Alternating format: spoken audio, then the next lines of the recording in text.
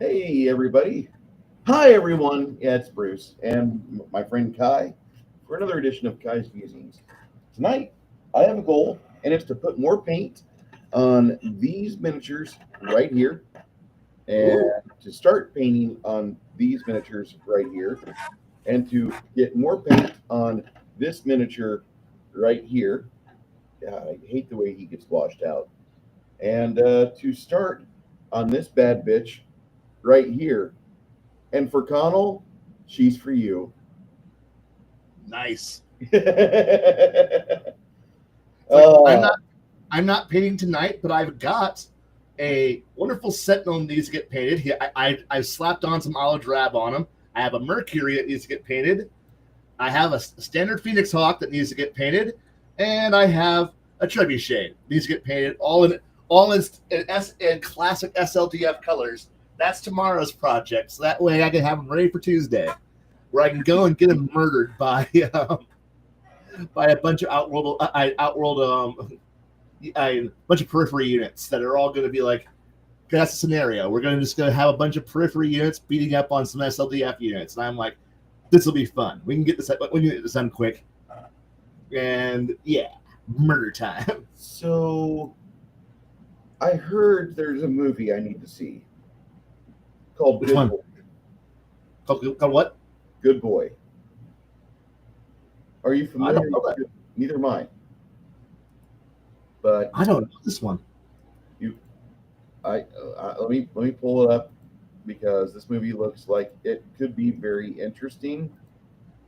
Think of a horror movie that is from the dog's perspective. Oh, Yeah, that's what I was like. I'm like, what?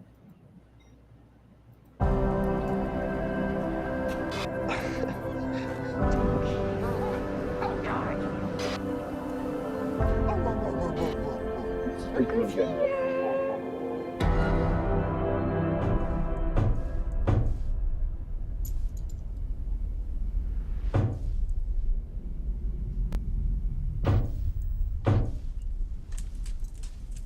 Shutter. It's on Shutter. That's usually market quality for me. yeah,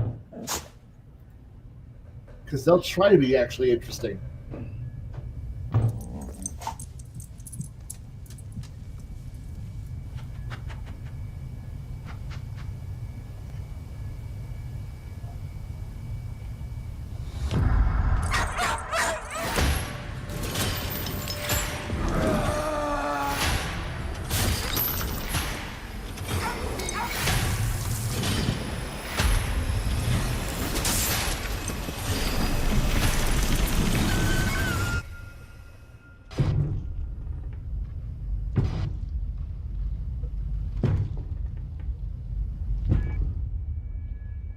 I guess I'm next.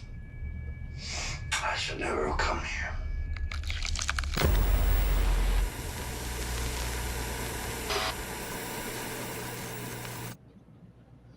Oh wow. Actually, that comment in my last video might have been right. I might All like right. this better than having So- the jacket on as long as He did a video on it, and I don't want to watch that because I don't need to see a spoiler alert. Hey, Crafting Gamer and Shadow and Sun, how you guys doing? And hello to our viewers on Twitter, all one of you, and for those of us that are on the lovely channels off of Rumble, I appreciate you too. Although it looks like I might be the only viewer over there, and that's because we really don't try to talk about like clickbait shit. Anyway, Khy, Yeah. we start a new year in 3 months. Less than Yep. that.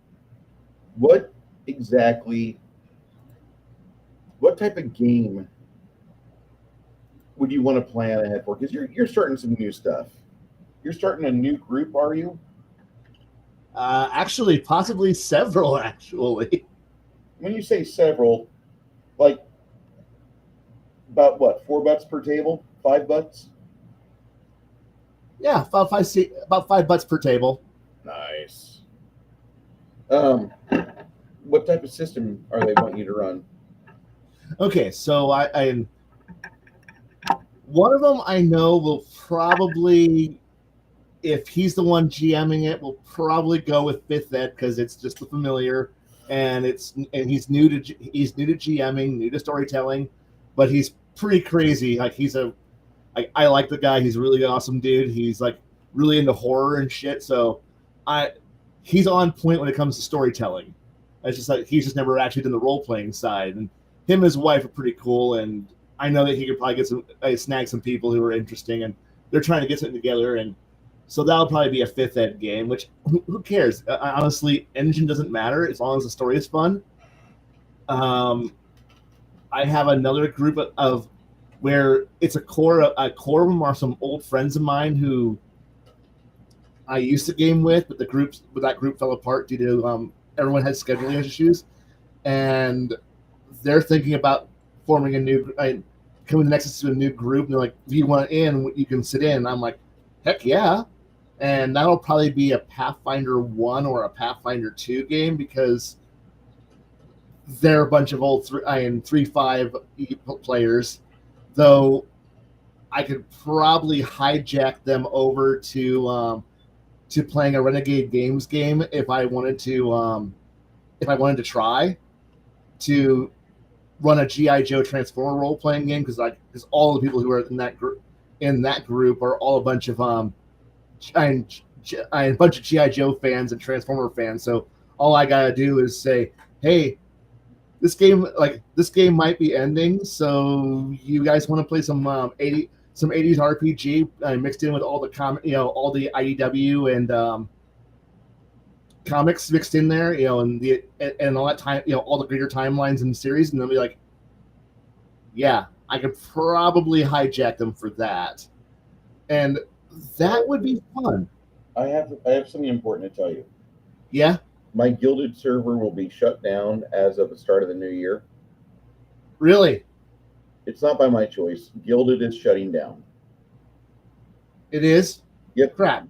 Roblox is going to move to their communities, and I'm not part of the Roblox community. In fact, I'm decidedly against Roblox. It's not that the software is bad. It's the user base is bad. Right. So we will be shuttling over to MeWe, and I will probably start that tomorrow. Once I give you the link for it, you can go ahead and port all of your musings and such over to MeWe, which I think it's hilarious that it's called MeWe. I think that's fucking hilarious. Like, oh, that's just the cutesiest little fucking name in the world. It is, but it works. Yeah. So we'll be going over there. They seem to have things in place. I'll probably get the $6 a month subscription so I can have like video conferencing. But having just a basic community setup should be free. So I'll be able to have my groups over there, and I'll probably be importing off of Discord because Discord just keeps having more bad decisions on their TOS. I had to change my name, and I got kicked out of the Pepperbox server because I had a moment of irritation and frustration with the mods, which no surprise, right? You know, I mean, like, oh, we're interested in keeping Discord on our side. Why not? They're going to support communists. Fuck them. Well, they're marginalized. They're a group of people that you have to theory craft good feelings towards. No, I want MDKs for those guys. So we had a problem, and I got kicked out of the Pepperbox Discord, which I really fucking hated that because like I could go in there 24/7 typically and just get in the video chat and talk to vets. Like right after the Charlie Kirk assassination, a lot of guys were just kind of wanting to talk and just like get their feelings out, and being somebody that can listen, you kind of have a duty to listen to your brothers and just kind of be there like, hey, listen, this is normal feelings. It's cool. If they were to make those feelings public, or Discord would like, hey, we're going to air all of your video chats and let your parents be proud of you.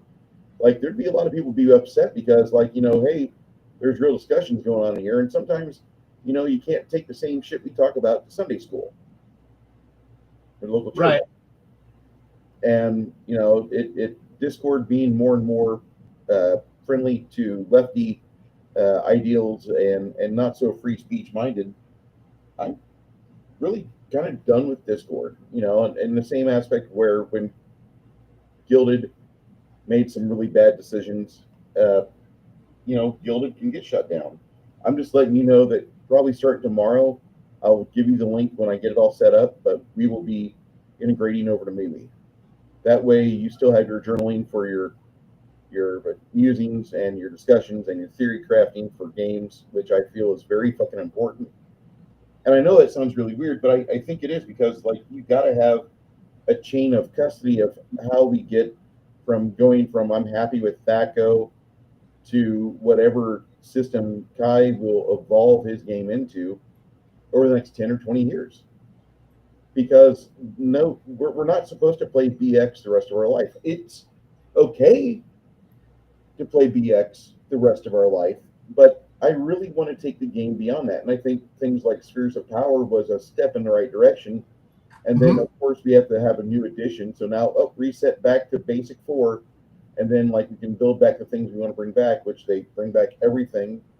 But it's got less soul than what it had before. And they release products like Spelljammer or Dragonlance with no idea what the original content of Spelljammer or Dragonlance was.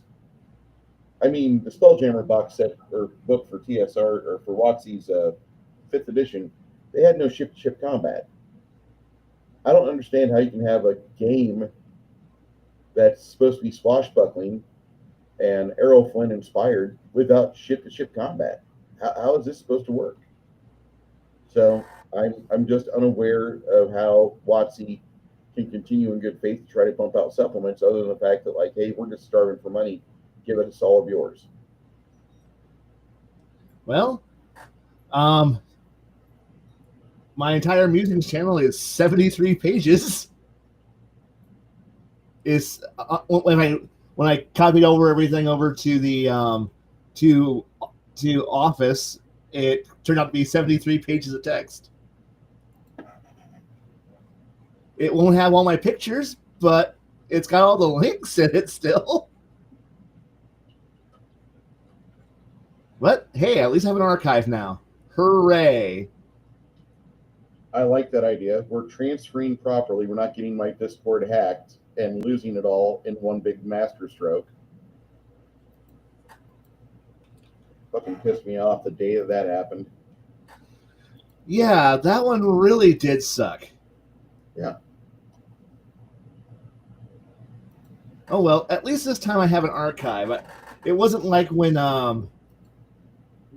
it came to Skype.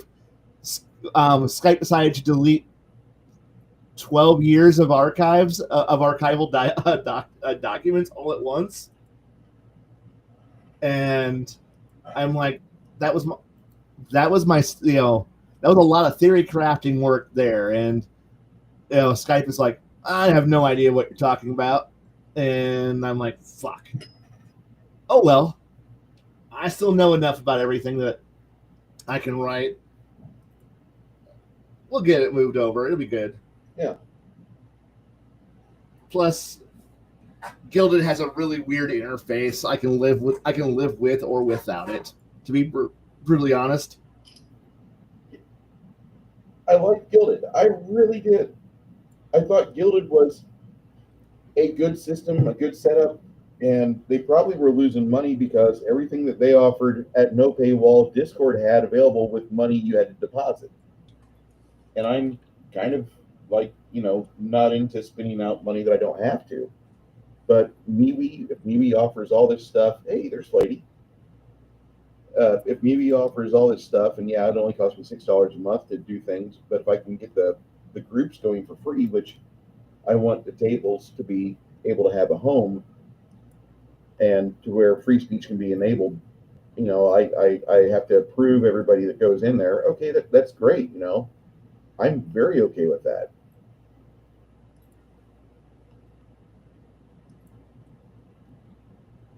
I definitely want to have a system that's going to be able to be archived. And the bad thing is that, like, we used to have YouTube groups, remember? Or not YouTube groups, the Yahoo groups. Yeah. how many fucking tabletop gamers got fucked up when that got taken down? A lot. All I of know, them in there. a lot. Yeah, a chunk load. And that was so upsetting because I know a lot of the guys and a lot of girls that used to rely on Yahoo groups for their next game, for information about information about their game world, all sorts of stuff like that.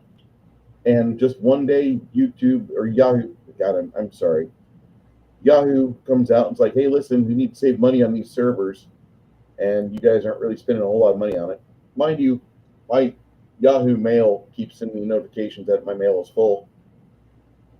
I don't have anything important being sent there. It's just a spam collector. It is.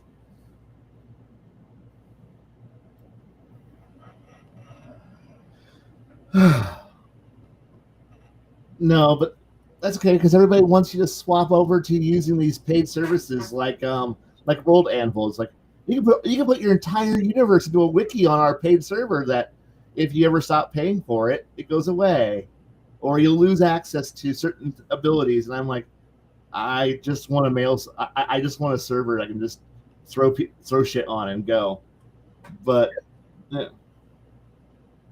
Like either I get a server or I just invest like $10,000 in college rule notebooks from Office Max, and I'm content with that.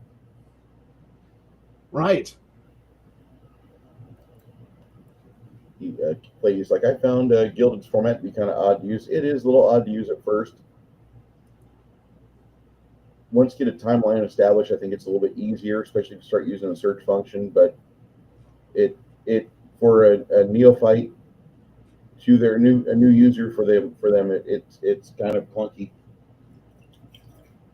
I'm not going to say it's not.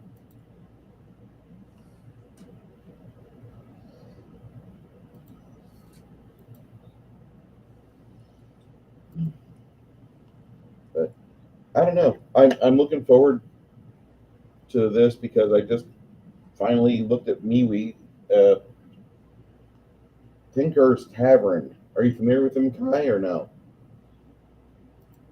I know them a little bit, but I think when I stop in and listen to those, to the various channels like that talk, I kind of because if you saw my on my when I was trying to list off for crafting all of the here's a hint of some of the channels I watch, and then I realized when I was writing all these things out, not a single one of those channels I listed does a video under an hour in length. Like the shortest ones are 30 minutes, but the average length is 55 to an hour and a half, 2 hours for some of these videos. I mean, Sacred Cow's got a few that are, when he's just tearing apart a sci-fi setting, a ship. That one might be 15, 20 minutes, but on average, the average thing I'm watching is 45 to an hour and a half, and they're the things I don't really need to like.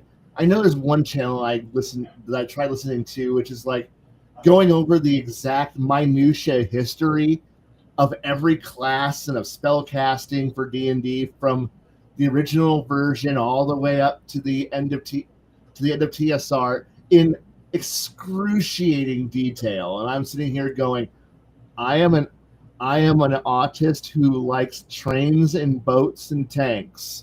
I am all about knowing every little autistic detail about these things. I am bored now. I am going to go spend my time elsewhere. And it has to be either humorous or really educational, and knowing every little change of every little addition to get me to the modern age. I really can I spend my 40 minutes of time, which honestly I'm realizing that time is the one resource that is the most valuable resource. It's the Absolutely.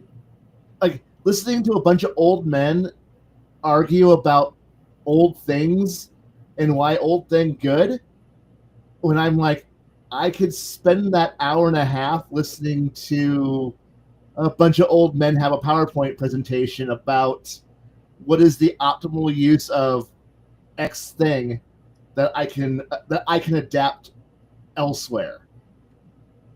Or I can listen to a bunch of creative, I don't want to say creatives, but a bunch of people who are more humorous or more energetic and more playful.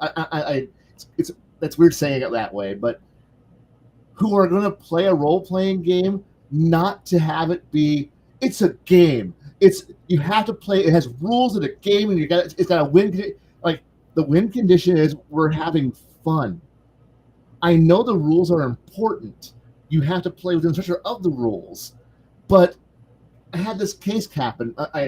Not 2 weeks ago. I was playing BattleTech. We got a rule wrong. I knew the rule was wrong, but everyone was playing the rule.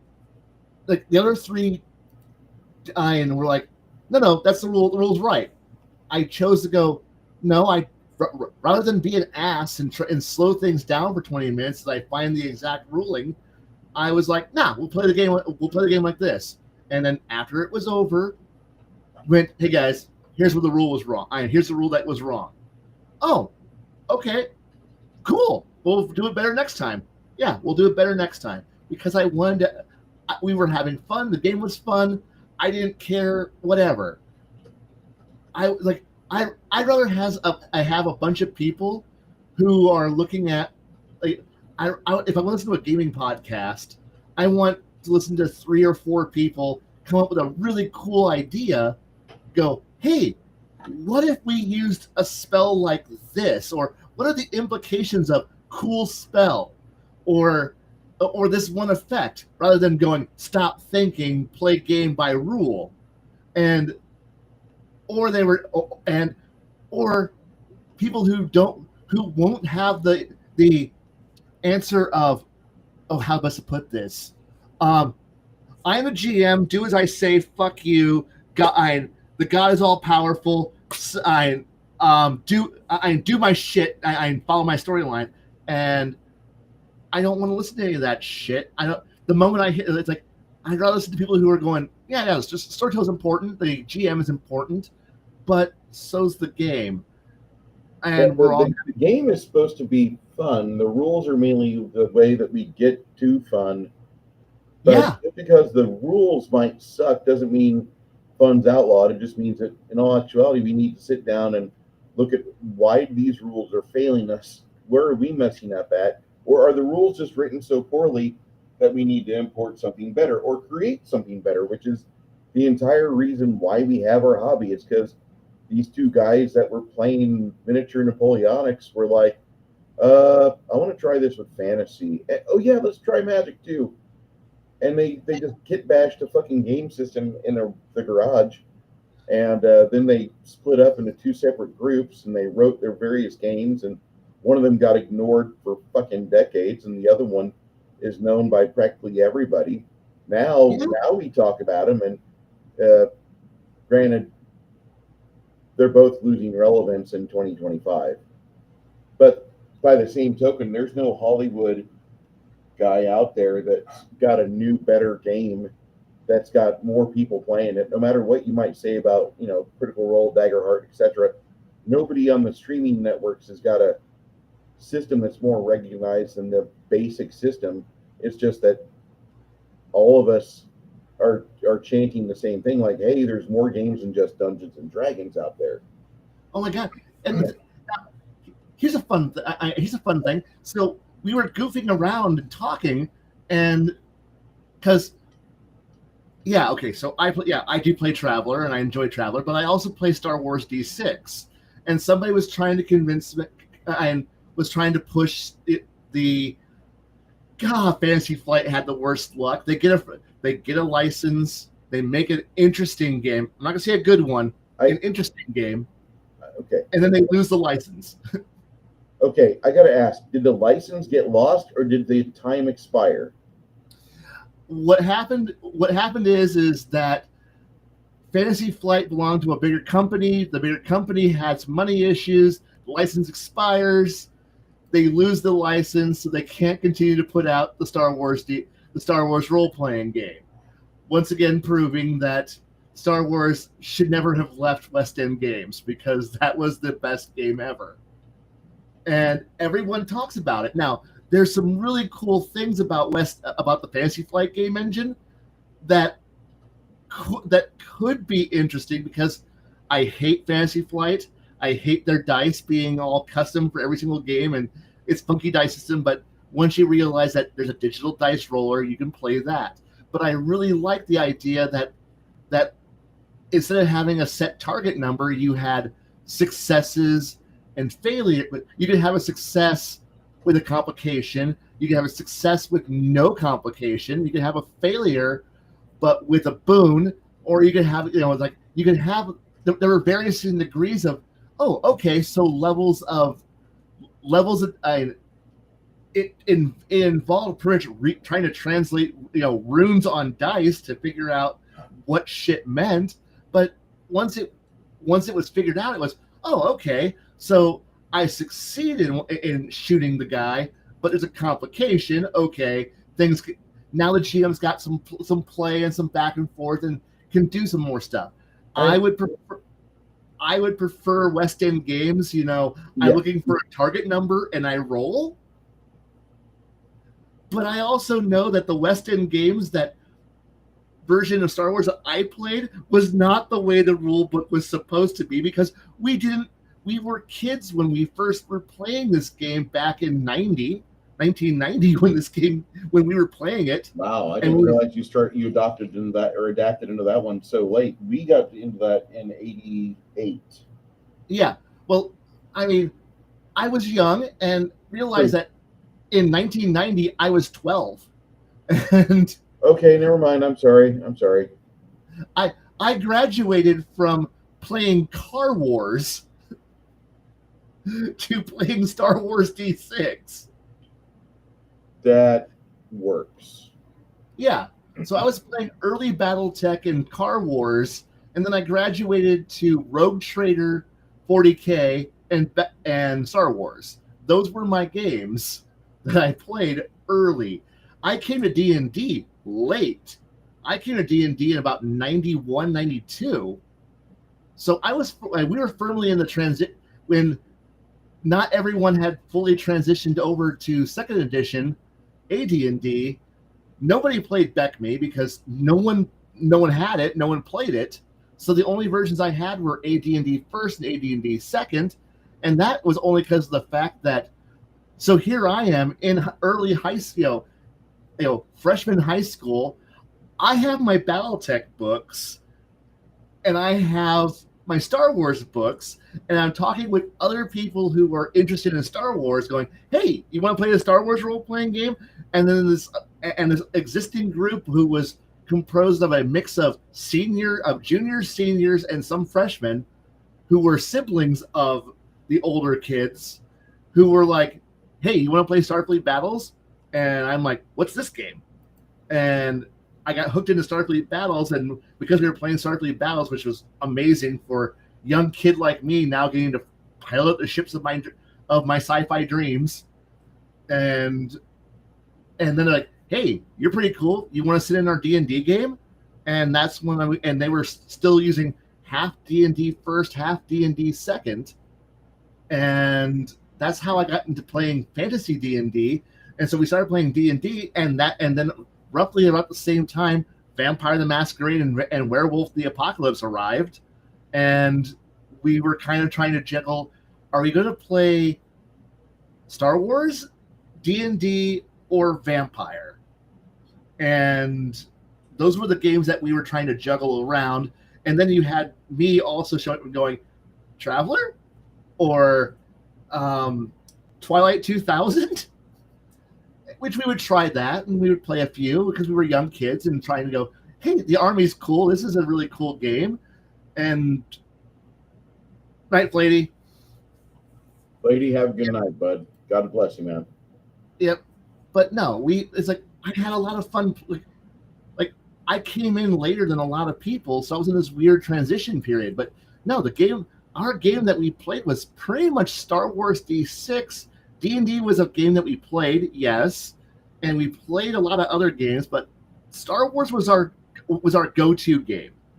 And because at the same time that we were playing Star Wars, the X-Wing video game came out on PC, and then TIE Fighter came out on PC, and suddenly now we had this great game that expanded the universe away from the heroes of Yavin and away from the space wizards and into what we all liked, which was starfighters and smugglers. And suddenly we had a game that gave us the flight sim, like now it's a flight sim, and now we got the idea of what a briefing looked like from the Rebellion or a briefing from the Imperium looked like, and we could actually develop this and work with it. And we read the rules horribly wrong for playing Star Wars D6. We thought that rather than the way that the game was supposed to be played, which was base stat and then you buy your skills up from the base stat. No, we were like, no, skills are obviously because the thing was we had misread it because we were also thinking we had the corruption coming in from Storyteller, from Vampire. So you're borrowing ideas out of the White Wolf systems as well? Yeah.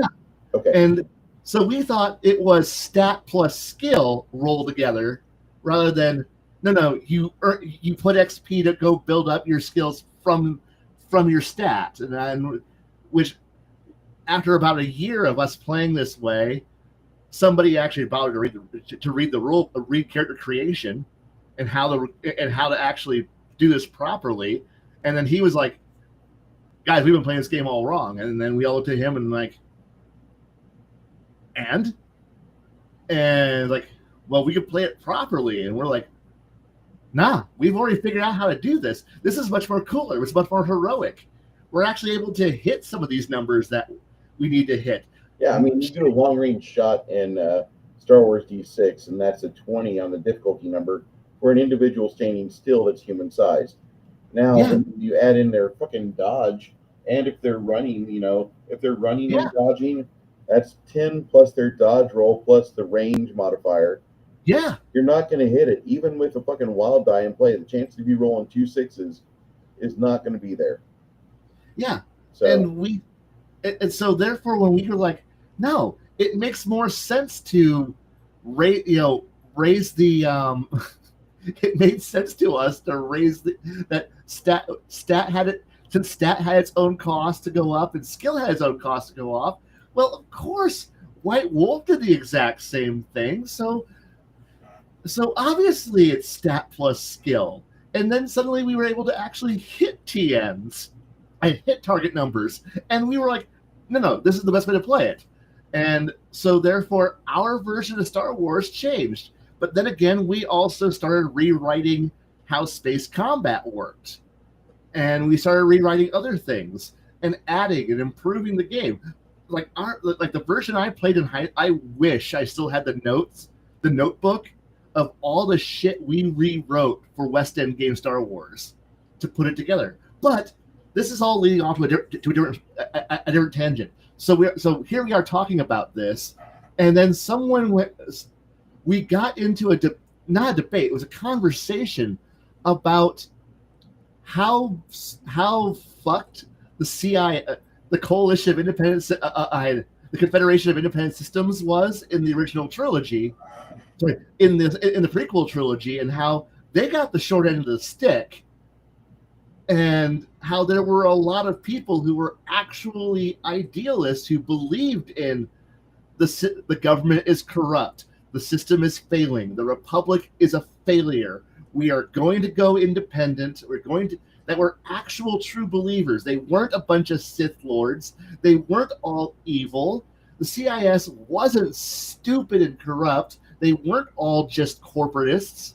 Yeah, the banking clans were a major part of it, but they were also on the back end of problems in the Republic. The Trade Federation had problems with the Republic. The banking, all of these various factions and forces had legitimate concerns against the Republic because it was going bad.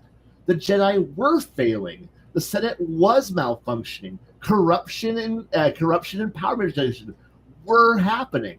Yes, it was the Sith Lords who were manipulating on both sides. Hey, does this sound familiar? The Mono Party, where the two sides are just arguing, and one group of very, very powerful rich people are benefiting immensely from it. Yes, and suddenly we're like, and at no point is the Separatists actually losing the Clone War. The Clone Wars, they're not losing, and by episode 3, the Republic is in bad shape. The Republic Navy never gets an upper hand. The Clone Army is always the Grand Army of the Republic is always on its back foot. It's always trying to keep up with them, and the fact that episode 3 ends with the Separatists were so powerful that they could actually siege the capital of the Republic. Yes, it fails, but they were still at your doorstep with a fleet. Yes, it breaks. Yes, it's out there, but because the droid armies are still able to be built faster, and don't need clones to run it, they can just churn out more shit. They only lose because literally someone turns the off switch on, goes to the switch and turns it to off. Because Palpatine says war's over, turns it off. And then we're like, no, what if we were going to play a bunch of actual idealists, people who actually believed the Republic is a failure, we should be independent, we should be free. At which point we all kind of realize, okay, do we all realize that we're all a bunch of libertarians right now, right? Okay, we're playing Star Wars Libertarian faction. Okay, cool. We're the Mises, and somebody goes, we're the Mises Party of Space. Yes. Okay, so we want infinite guns, infinite money, and infinite freedom, right? Yes. Okay, so we're all sitting here going, okay, so when the power gets turned off and the shutdown codes get sent out to the entire droid army and navy, what if a few of us were smart enough to go and figure out how to turn it back on? Turn on just the local ships in the area, turn back on the tactical battle droids, turn back on the strategic the super tactical droids, turn back on a ship or two, and escape back to the outer rim and rebuild an entire independent droid faction. And people started in the chat were going, that's a good idea. Yeah. And suddenly people were throwing in characters. One goes, I want to play a bounty hunter. And another person's like, I think I would be pretty good as an ex-banking clan character who just managed to sneak off with all my bank accounts. And some people are like, I want to play a droid. And we're like, this is the faction for it.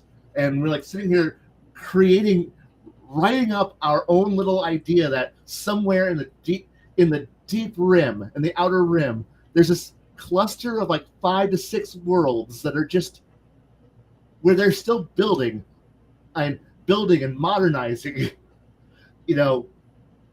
actual battle, improving the battle droids, improving the fighters, improving the fleet. There's this little faction of people going, no, fuck the Republic, fuck the Empire, fuck the CIS. We're going to just be a bunch of independent colonies out here in the deep rim, and whenever the Republic shows back, the Empire shows back up, we'll fucking murder them. And sitting here, sending going, yeah, it'd be cool, sending spies going into the Republic, into the Empire, and figuring out and someone's like, what about if someone from the rebellion comes and starts looking for us? And we look at them and go, nah, you're a bunch of fucking commies anyway. We don't want to talk to you. Well, we want to restore the Republic. We hate the Republic. You want to restore the government that we hate? Well, we're about freedom. No, we were more free than you, motherfuckers. we have more freedom than you've got, and than you had, and you traded all that shit for your problem, and now you're coming to us when we told you about 10 years ago that you were fucked, and now you're crawling to us. Fuck off.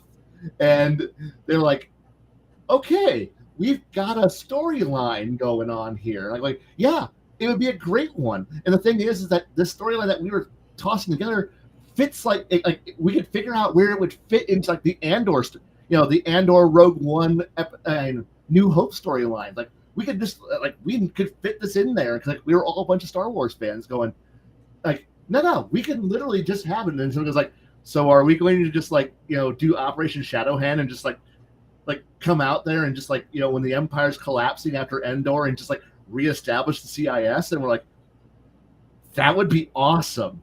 That would be so awesome. What next generation battle droids coming out and new ships coming out of the Outer Rim to liberate our old worlds away from the and have the New Republic going, well, we're all fuck you, bam, bam, bam. You're a bunch of Yankees. Fuck off. Just the Confederacy will rise again. Shit going on here, but this time with robots, and it was just kind of it was a fun 3-hour just blast of ideas and stories and cool concepts, and there wasn't a single person in this 5-person chat for 3 hours who mentioned the words, I want to play a Jedi or I want to play a Sith, because, well, we already now know that we can't trust Sith Lords, we can't trust Jedi. Jedi work for the Republic is evil. The Sith Lords betrayed us, we can't trust the Sith Lords. If anybody who shows up with a fucking... And so it's like, so does everyone have standard issues sitting on the bridge of every ship, just 8-gauge shotguns just sitting there next to their chairs, waiting? It's like, sir, we've been boarded by Jedi. Let them to the bridge. Why? Everybody's just sitting there pointing at the fucking front door with shotguns. And as soon as the first guy with a laser sword walks up there, it's do we even address them? No. Pull trigger and fill the hallway with lead. Parry this casual and just splatter them. Just splatter them across the fucking hallway. We'll send a mouse droid out there to scoop up the remains. And so we're gonna do double barrel shot. I was like, no, we're all gonna we're gonna fucking just rebuild some Vietnam era Ithaca pump shotguns. We're gonna load it with buckshot and slugs, and we're just gonna hold trigger and pump till Jedi is no longer a problem. And someone goes, "This is the most brilliant idea we could have." Okay, well, how do we handle Darth Vader? We shoot more. We shoot a lot more. Load deer slugs and just keep firing until problem removed. Shotgun removes all problems. And someone's like, okay, this is brilliant. I will kill Skywalker's students in the future with just mass shotgun fire. We're like, yeah, ranks of that fucking shit. Because the Mandalorians figured out that shotguns fucking work. Kill them. And this just took all the mysticism out of Star Wars. And we're like, right. Yep. We don't care. Trench guns are the best guns. And that was all it came down to. It was like, all right, we've got a setting. We've got a universe. We've got a story. Will any of us play it? No. We're all in the same place maybe once every 3 weeks. No, it's just more fun to talk about Star Wars like that. And suddenly we realized we can write a better universe and a better setting and a better story than what most people nowadays go, well, I'm writing my universe, and we're like, obviously it's crap. And obviously you don't know how to write your universe because it's garbage. You could do this, and you could have so much more fun with Star Wars. Star Wars G6 is one of the best systems ever written. It is. And it's easy enough to play. The Starship combat gets a little wonky with it. Not gonna say it's easy or intuitive because it's not, but No. it is a very fun system. And once you learn the basics of it, it's actually really well put together. It's just a pain in the butt going over that wall. It's kind of like there's really no better way to put this, but there's a wall in Star Wars D6, and that wall is the flight and ship combat system. Ship combat is something that when you explain it to people, either they grab it like pre-algebra, or they blink 3 or 4 times and like, I don't understand what you're talking about. I'm really sorry. And the ship combat is intuitive to a point, but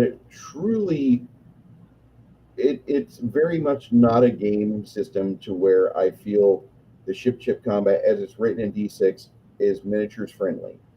It's very much more narrative, and there's some extra rules. I forget where they had it, but you have your ship, and then like you can do a slide for a +5 to your movement difficulty, or you can turn on a 90-degree y-axis for like a +10 difficulty.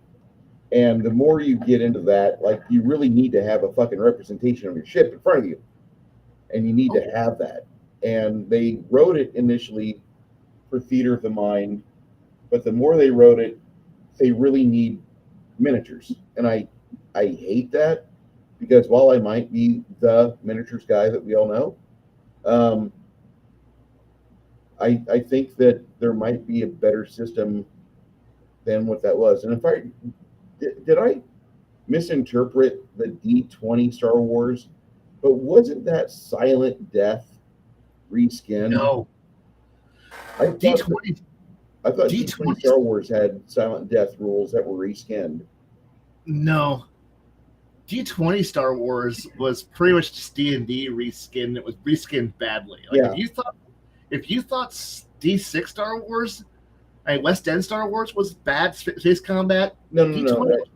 It's not horrible, but out of like a 5-star, I'd give it 50%, because there was stuff that in the maneuvers phase or the declaration phase that you would really try to like not telegraph what you're doing. Yeah. And it was very not narrative friendly to players is my biggest issue. No. And the thing was when we were playing West End game Star Wars, yeah, we had the benefit at that time of Micro Machines having put out some Star Wars toys that were in Micro Machine scale. That sounds amazing. And so we had at least a generic representation of what a fighter, and since we were a bunch of war gamers who played 40K, who played Battletech, we had grids, we had hex maps, aplenty. Like we were never lacking in that aspect. So, and we were able to, like, we didn't quite get to the point where we were putting it onto hex map and grid, but we were sandtabling it, and because we were a bunch of people who were playing the flight sim, the X-Wing and TIE Fighter flight sims, we were able to. We started trying to translate how many thrust movement points equaled how fast how fast a ship moved in computer, and translated that, and those numbers that the computer worked with translated really well and over to the role-playing game. I forgot the exact ratio, but they actually matched up really well. Like, somebody was comparing notes really well.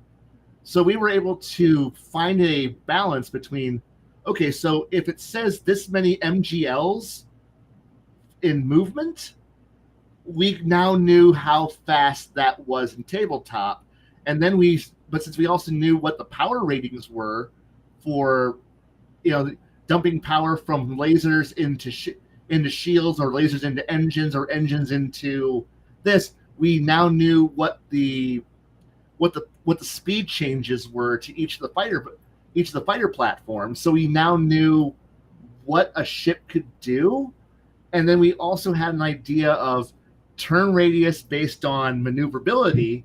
So we were able to, in our heads, because all of us were playing the flight sim, all of us knew, okay, so this is what an overshoot looks like. This is how, and so when we were on tabletop, we were able to just sandboxing it, sand tabling it, be able to figure out, okay, so Y-wing drops from this speed down to this speed. It's going for full shield, full laser, and we knew how long you could do a burst fire before you had to recharge. And so for us, we actually were rewriting the space combat to fit what we were used to seeing in the flight sim. So our games were turning more and more by our senior year, after from freshman year, where it was just cool space combat, to senior year, 4 years of development, we were to the point where the game that we had rewritten was really, really in depth. Like, it was like we had down to maneuvering, and by this point we had also started to see, we were pulling in information and concepts from other games, like, because we were a bunch of Starfleet Battles players, we knew what turn modes were. And so saying that, okay, so what, we figured out that how many dice of maneuverability a ship had was its turn mode.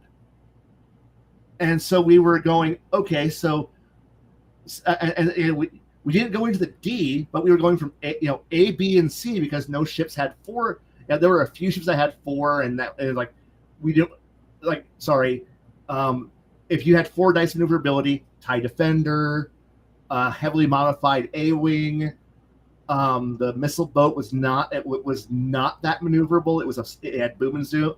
Boom and zoom ability. That was it, because it's slam drive. But we had figured out that, okay, so turn mode A, turn mode B, turn mode C, and okay, so the ship is only moving at this speed, so its turn rate is this, so it can make this kind of a tight turn. The A-wing can, at full burn, can, the Avenger, the Advanced, and the Defender can do a tight turn as well, but they're going fast, so the arc is wider. So we had come down to, okay, so we have turn modes on fighters, and then you can actually roll your piloting checks, because when we got into college, Crimson Skies had arrived, and Crimson Skies is a stripped down version of Renegade Legion Interceptor, but with air combat. So we started going in, and so we started to adapt so you need if you want to turn tighter than what your turn mode allows you to, you can, depending on how many hexes faster you want to turn, you got to make a piloting skill roll or lose control, and the plane skid, and the fighter skids across space. And it made combat, for us who are trying to, who were used to visualizing 3-dimensional combat in the computer, well, this became fast to us. The problem here is that when the 6 of us who were really into this, tried to go and teach this to some new people who were coming into the, hey, come to our Star Wars game. And then we were trying to explain them the ridiculously complex air combat system that we had created. And that was when we realized we're so far off the off the base, like from the base model. We're so out this direction that the game that we were playing was not playable by anybody else besides us. And it kind of killed, because that was roughly about the same time that this realization hit at roughly the same time that WotC got the Star Wars license, and everybody just jumped over to the WotC role Star Wars games, and all interest in continuing to play Star Wars D6 and West End Games D6 dropped. And and we were all now in college, and we weren't around each other as much as we were, so our game died and all of our information went with it. And me and one other person, we remember it all, but we did all this work for a system that only 5 people were going to ever play, because what we had done was we had made Star Wars Mustangs and Messerschmitts, and that was what we were like. If we could have figured out how to mount our planes on sticks and go 3-dimensional, we would have, but that was a little too far. The thing here is that Crafting is talking about his space, his airship combat game, and that made me think back to the work I did with Star Wars, and going, this is why I don't want to be the person you ask, because I know where I have gone with my rule writing. My system was so complex that unless you were another flight sim advocate, aficionado, unless you were really into knowing what the turn rate of a fighter plane is, so like how many G's you can pull, how fast and how maneuverable a plane is when you're going through a curve, because we were also people who, when we were playing other video games, that we were horrible people, because we understood what the meaning of bleeding speed off through turns, trying to maintain speed, trying to pick up, so when we were playing like World War II air combat games, this is what we did, what we enjoyed, what we knew. And I'm pretty sure that if War Thunder existed when we were kids, we would have been addicts to that game. When we still had flights, when all of us still had Thrustmaster flight control systems, where I'm glad I don't play them anymore, but I miss and don't miss having a desk big enough and controls to have the, thrust control on one hand, and throttle control on one hand, stick, keyboard, plus pedals to be able to actually fly these planes and do this shit. But unless you're another flight sim person, or you were another Starfleet Battles player, or you were really into Crimson Skies, or Renegade Legion, this system that we had written for space combat was so not what anybody else would recognize. But and I will forever hate the Rogue Squadron video games for the N64. People like, that's the best game. I'm like, inferior crap written for inferior people. And well, you just didn't like it. I played better. I played the superior games. You're all playing console peasant trash. You're trash for liking it. And I have actually said that to people. That didn't go over well. But I have high standards. Once you play the superior game, you don't want to go down to playing peasant shit and then going, slop. And I don't like slop. So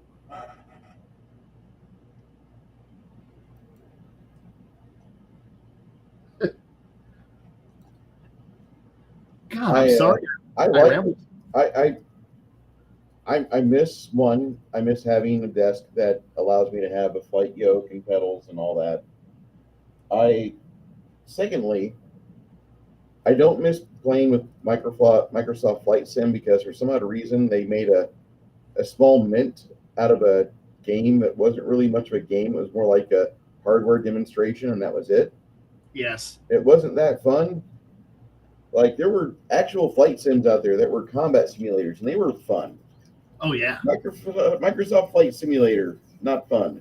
I even No. saw the version that they had on the Commodore 64 from 1987 or 88, and that was not fun. No. Oh God, Buck Bumble for the 64. What the fuck is Buck Bumble? What are you talking about, crafting? Ah. Okay. I don't even know that game. What the fuck is that game? Buck Bumble on the N64. Oh, N64. On the N64. Not the Commodore 64. No. That looks like a flight sim for bees. Yes. That looks like it could be actually fun. This is not like Microsoft Flight Simulator. But I need a button to lower my landing gear. I need to set the trim for when I'm at a certain altitude. Okay, that looks like fun, like Star Fox level fun. Yeah. Still, my favorite quote unquote flight sim is still Free Space 2. Oh yeah.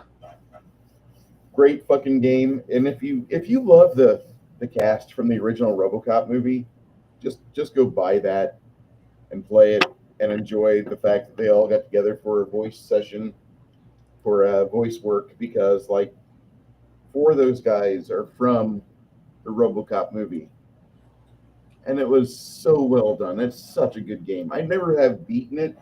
I've got like 2/3 of the way through, and then like you hit the wall on the missions, and like that one mission will kick your ass. Yeah.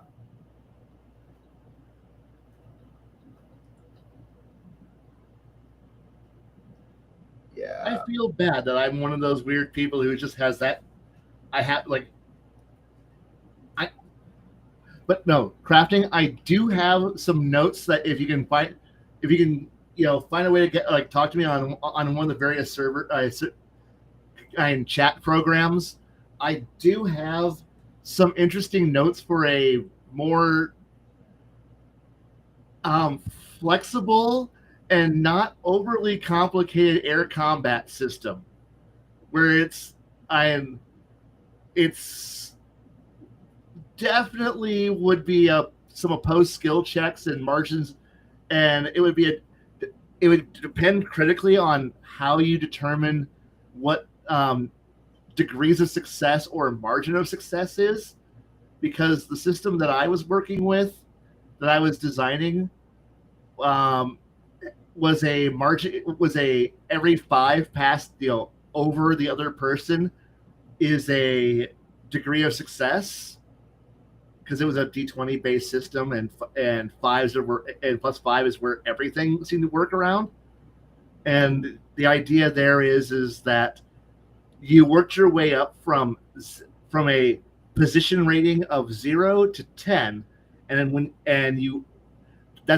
it's supposed to represent the dogfight where you're trying to get behind or get into position over something, and the maneuverability of the plane is a modifier into that, and other various aspects. But the idea that that when you make an attack roll, it automatically subtracts 3 from the positioning score, and you can choose to dump further from that to give you bonuses to hit or bonuses to damage, but it subtracts from the positioning score and damage to aircraft and maneuver. So it was meant to be an air combat game for players who didn't want to actually play Mustangs and Messerschmitts, or didn't want to play Crimson Skies or X-Wing the board game, and wanted to have some actual chances to build up and do it theater of the mind, because that was the kind of because I realized that air combat is very complex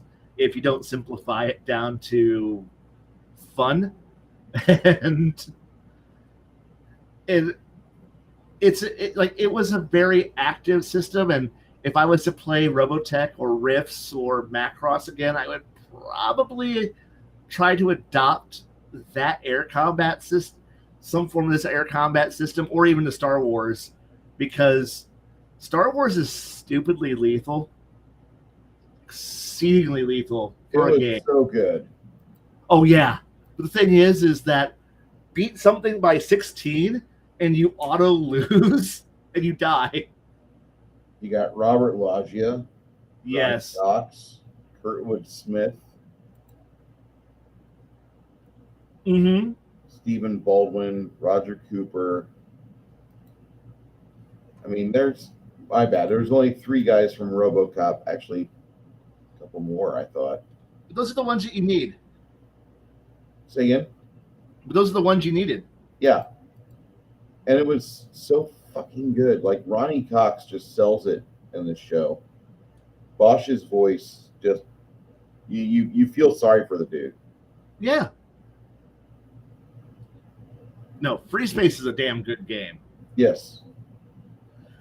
I think there was like a decade there where if it was a space combat game or a flight sim, I think between our group of people we played it, and we were huge Wing Commander fans, and to the point where Wing Commander 3 was that game that we all kind of sat there and went, well, shit, because that was one of the first full motion flight sim games that we were playing, and that was Wing Commander 3 and 4 were just some of the best Wing Commander games out there, to the point where we were adapting Wing Commander ships into Star Wars like crazy, because those are some damn good ships, and we're like, no, the Excalibur is just a damn good airplane, and most of us were like, yeah, we would take a Wasp or a Hornet and go out there and do some dogfights, because I know most people are like, I want to fly an X-Wing, and then there's a few of us who are going, I'll take an A-Wing any day of the week. And people are like, why? It's an A-Wing. It's 2 lasers, two lasers and a torpedo launcher. That's all you need. My favorite part about the A-Wing was that there was it might have been X-Wing versus TIE Fighter. It might be, so I might be wrong here. But you could lock on to a target with an A-Wing, and then you could come in and then pull back on the stick, and your fucking lasers would rotate and stay locked in on your target as long as you didn't change your fucking X vector. You just pulled back on your Y axis. Oh god, the B-Wing. Yes. And continue to punish that fucking target. Oh yeah. That was, I believe, my favorite part of the A-Wing. And I think that was only on X-Wing versus TIE Fighter. It might have been on X-Wing, but I never did play. X-Wing versus TIE Fighter was probably the penultimate of the 4 games, because it was just such a good game. It was also the first one that introduced multiplayer into the franchise. Wasn't that when they're strictly multiplayer? Oh no! Like there were scenarios that you could play versus the computer, and it had a scenario builder that you could play, and it worked. Mm-hmm. But the whole point of X-Wing versus TIE Fighter was to play multiplayer. And oh yeah, the LAN parties we had for X-Wing versus TIE Fighter were amazing. There were, because in that version of the game, you got lives based on how strong your plane was. So if you flew a Defender out there, you had maybe two chances to, 2 planes, and you were out. But if you flew the basic TIE, the standard, just twin ion, 2 laser, 2 hardpoint TIE fighter out there, you had like 2 squadrons of planes that you could fly. And if you knew how to fly the TIE, the basic TIE, it was a deadly aircraft. But then again, by the point that we were playing TIE versus X-Wing, I think most of us were now had graduated to playing World War II flight sims. Yeah, and in '98, there was like 5 World War II flight sims that came out. Chief among them was European Air War, which was amazing. fucking amazing. But there was a whole set of reasons why you needed to buy a fucking flight stick and throttle. And 1998's Flight Sim Explosion was it. And that was good.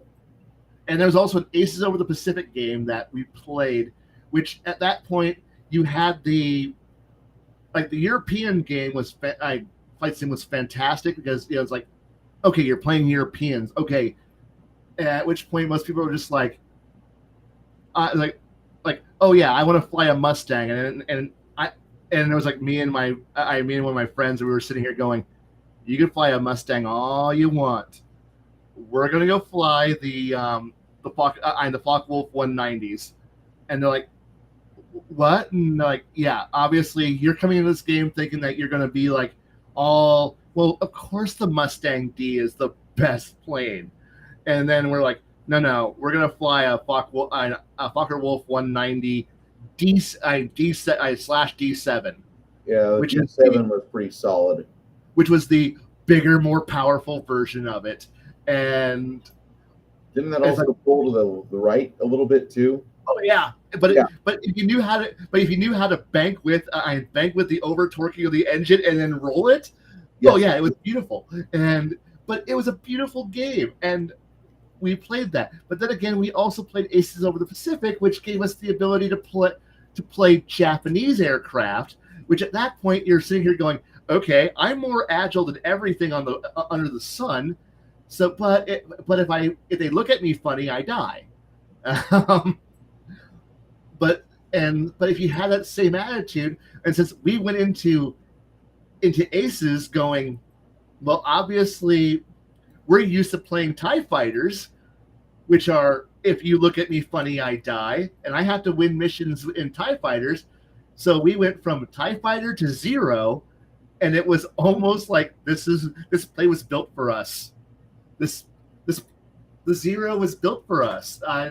Why? We are slower than the best. We are less armored than the best. We have no guns. We have to outfly you. And Hellcats are cool. But obviously, if you're a Hellcat fan, you're not part of the true religion, the true faith that is the Corsair. The Corsair was a fucking deadly little beast. The Corsair is a P-47 in Marine clothes. That's what it is. Yes. Because the Thunderbolt and the Corsair have the same engine. You got to remember that. One's Army, one's Marines. The problem that I have the most with all this stuff is that there's very few games that encompass the Korean War. Yeah. And there was a glut of World War II games that, you could play the European Air War. I think even Jane's had a combat simulator for World War II that was real pretty, but not exactly the best. European Air War was the best, I think, at the time. Oh, it was. But if they just would have waited a little bit longer, we would have gotten a game where we could have played with the A1 Skyraider. Oh, yeah. And that is my favorite prop plane of all time, because that came out when the jets were coming popular. And the fucking A1 Skyraider's like, yeah, I got a prop. And they're like, what? What do you fucking mean you're using a prop? I've got a prop. I get around. And fuck me running. Like, that thing was so deadly. The Koreans had PTSD. They just started referring to it as the blue one because it would blow it so much shit. Oh yeah. No, it's like in my flight sim day group, in my group of flight sim friends in those days, we had one person who, I swear, he lived and breathed Spitfires. Like that was he was trying to always figure out how to push every model of Spitfire a bit to its limits. So that way, when the two of us who were Focke-Wulf fans would go pull our Focke-Wulfs out, he would pull out a late. He's like, I'm logging in with I have a late model Spitfire, and at that point, we were a bunch of tryhards. we were try-hard players, and we were trying so we were we were people who were practicing at home to figure out how to fly better, fly to the edge of the aircraft to where the computer would allow us to fly it, and have fun doing this. This was the game. Now these days, God help me if you, I can't. I don't have the setup anymore. I don't have the joysticks. I don't have the throttle controls. I don't have the pedals, so I can't play War Thunder to the degree that we played these 90s flight sims. It's like watching now. There's an old one called Chuck Yeager's Air Combat for the PC. It's an early DOS flight sim, but it was a good one. It was a really good one, mostly because I'm getting to watch my dad, who worked on Phantoms, going, no, this for being as primitive as it was for the era that it was, and looking at him going, no, this is actually hitting. He was a ground technician, but he at least knew what the stress for the Falcon was, for the Phantom was, and he goes, no, this is pretty on par. This is a pretty good representation of what a Phantom can do, and he's having fun. Like, I was the one who bought it, and he's the one who's playing it, and because it allows you to play a number of aircraft, and sitting here and watching him sitting here going, okay, he's trying to see where the maximum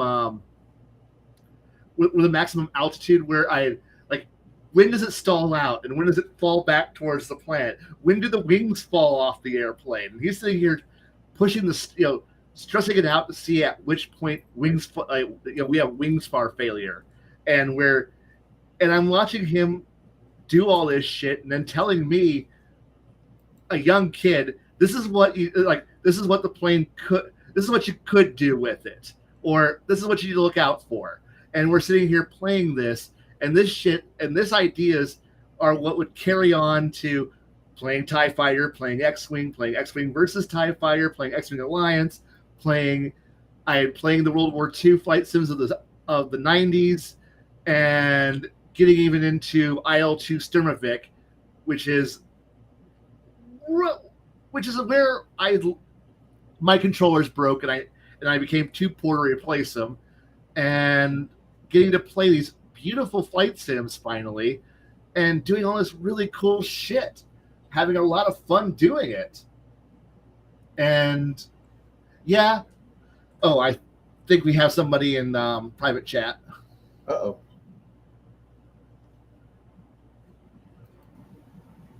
What's up, buddy? Not much. Hey, Crappy. Started feeling better, so I figured, why not? And Yeah, I didn't play IL-2 Stormovik. I had it on a demo disc from PC Gamer, and at the time, all I had was a gamepad, so I'm like, I'm not qualified for this. no, but it's not quite F-16 Falcon levels of crazy bad. No. Insanity causing, but it's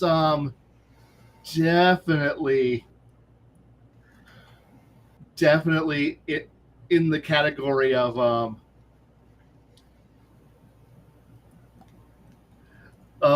too many buttons, way too complex, where if you didn't know the right activation sequence when you're in the mouse mode in the cockpit of fighting Falcon, to know what buttons, what switches and buttons to hit, the plane don't start. So you can't even get off the ground. So you need a manual to teach you how to turn the plane on. How big was the manual? Oh, it was a Trapper Keeper. It was a book that walked you through the startup sequence. Fucking Nick, the fat electrician, has smaller binders for fucking arresting and implicating negligence on whole school districts. The F-16 Falcon that I remember in 1997, 1999, they sold it in a binder at the software store. Yes. And the CD-ROMs, plural, were inside the binder. Yeah. It was the greatest game that no one wanted to play. Nobody And might say that. No, that's for the people who are real flight simmers. Yeah. Like I will admit, I did play some pretty complex games that involve some crazy shit. That, where you need the keyboard mapped out, and you spent a few weeks learning the keyboard to be able to get maximum use of the plane. Mm-hmm. I was never to the point where, well, I need to go buy me a rig so that way when I get into the chair, I have more buttons that I can actually hit the buttons on it to be able to fucking do it. I don't want that level of complexity. I may be crazy, but I'm not that crazy. I'm listening to Khy describe his version of the setup. Not even this complicated one, just his. I'm like, I played 64. Yeah. You had the world's worst joystick in history, the Batman stick. Yes, I agree. It is broke down in less than a year, no matter how nice the controller was. Yeah, because your analog stick that allowed you to do any kind of delicate controls was this tiny metal wire stick that was built poorly, and it was on the middle handle, and you had buttons that were just all over the place. It just didn't do anything right. It was a pain in the butt to use. And this is why anybody who sits there and tells me that Rogue Squadron for the N64 is like the best game they've ever played, their opinion is immediately invalid.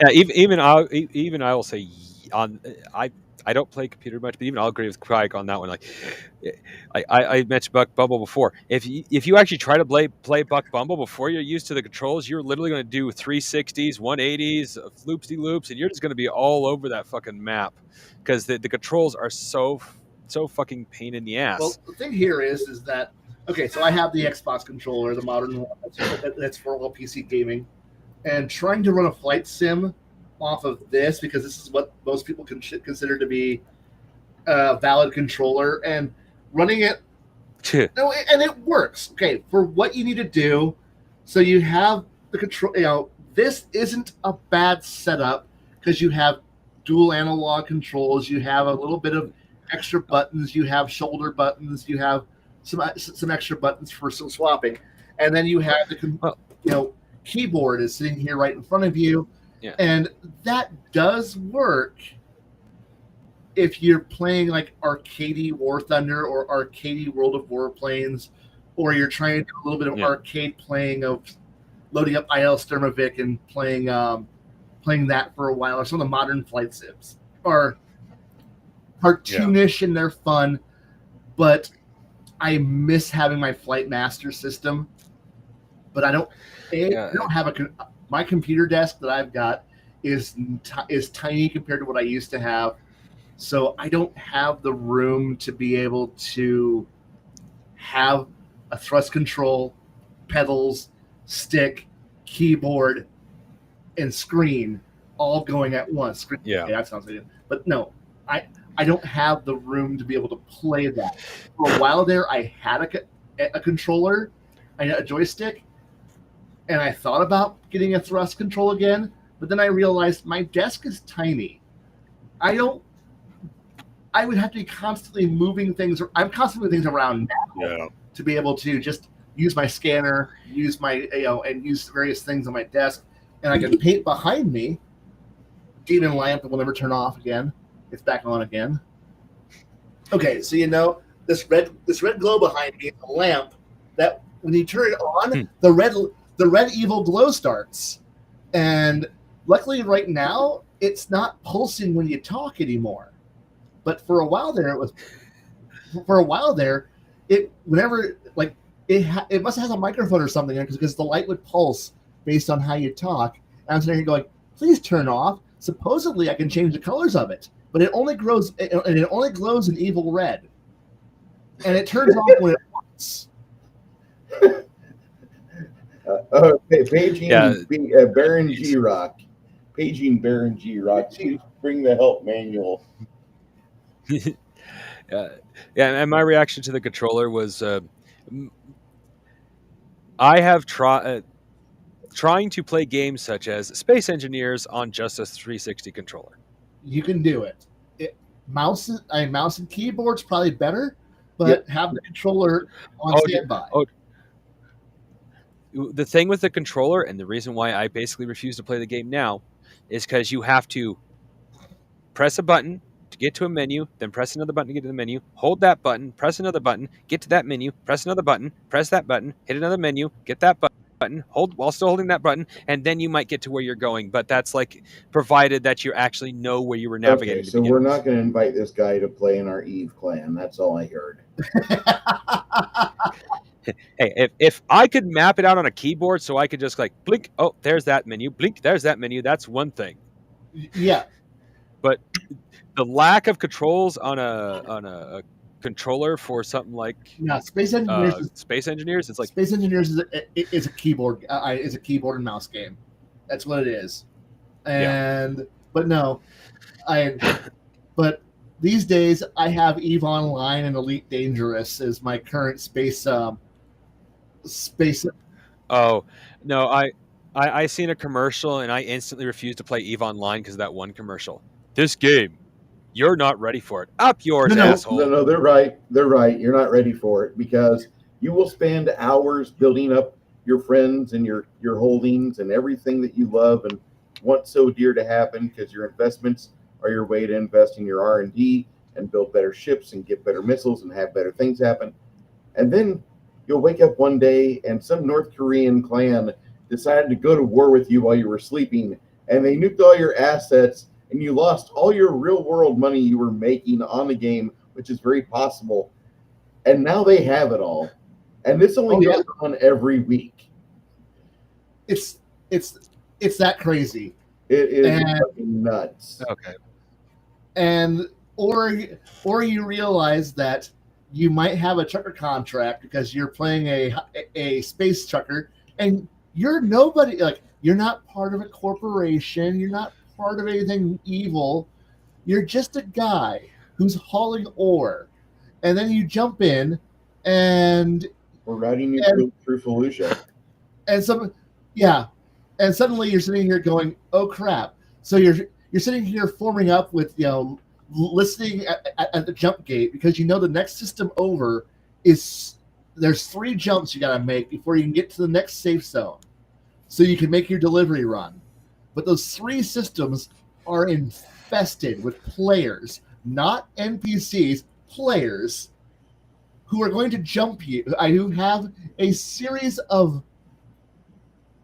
pirate points that they have create like toll booths that they're going to rob you or blow you up at the point of arrival. So your jump gate in, there'll be pirates waiting there.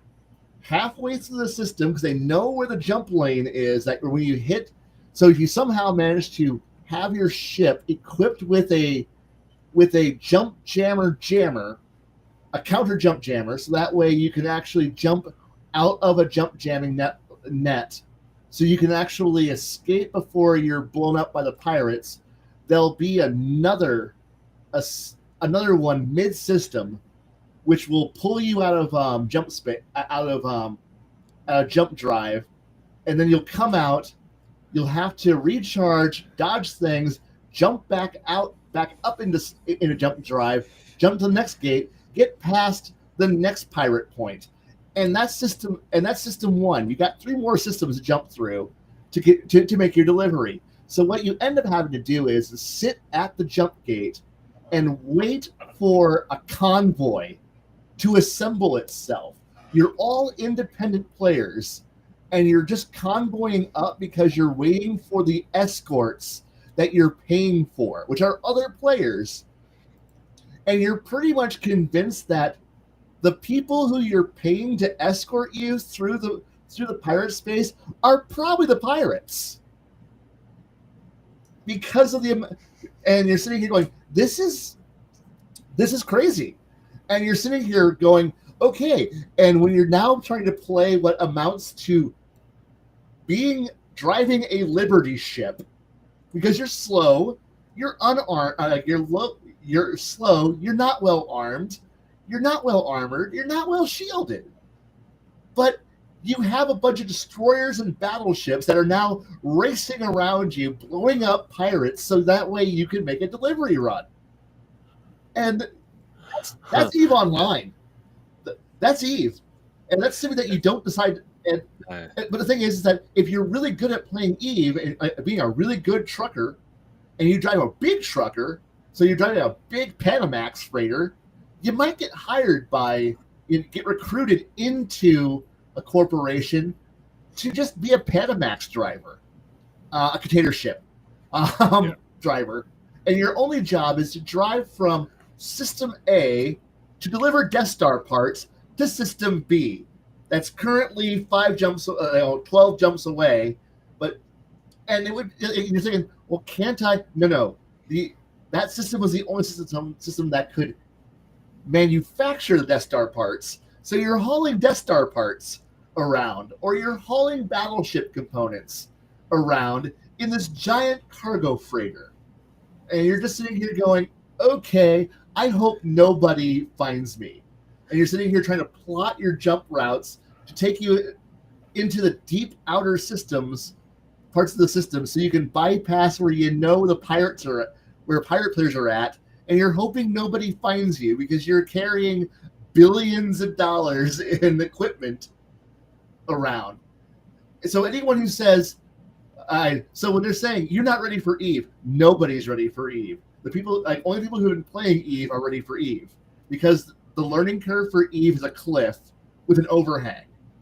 Because when you think you know EVE, you don't, because the game's about to hit you hard in the face, and there's so much to it, but it's not like it sounds hard. It isn't hard. The mechanics aren't hard. You just gotta learn that shit takes time. Skills take time to learn. Ships take time to earn money. You fly things around. The real hard part about EVE is the fact that the economy is entirely player run. That's the most important thing. There's a commodity market. There's a speculation market. There's there's schemes, there's tax havens, there's gambling, there's work to be done. Prices prices go up. There's people who are going, do I really want to make money shipping and mining this stuff? But you need to have people who are drones, people whose only job in life is to log in, go to an asteroid field, start digging rocks, and then sit there for 8 hours digging rocks all day, every day, 24/7, and their ship never moves. Or when they do move, it's only to go move to a new ore deposit that's currently open, because their mining drones are going out there mining everything, and their ship is just sitting there, and then they will move to a central or mobile ore processing platform ship that they'll dump off their stuff, go back to the mining fields. So they never see land. And then freighters come to the mobile ore facility to grab the ore and then ship it back to the manufacturing facilities. And there are certain players who their only job is to sit at shipyards and build weapons, build ships, because all that ore has to go do something. And like, you could be the world's best shipbuilder and you go, I'm going to do it all on my own. I don't need anyone else. I'm going to build my own Titan. No, you're not. You don't have the time. You don't have the resources. You don't have the ships. You need to have tied to other things. And there are players who are dedicated shipbuilders. That was like my goal. Like I wanted to promote myself from ore miner. I promoted myself from ore miner to trucker. But I wanted to be gun maker. I wanted to be a weapons smith, because I wanted to make weapons, make jump drives, and then transition to make ships. I quit the game when I had built my first battleship. And it was a Drake class battleship. I was a Caldari player, so I'm pathetic. I use missiles. I'm a coward. Caldari fucking are amazing, but then again, I also play Elite Dangerous, which is EVE Online Lite, but that's a game where things are weird.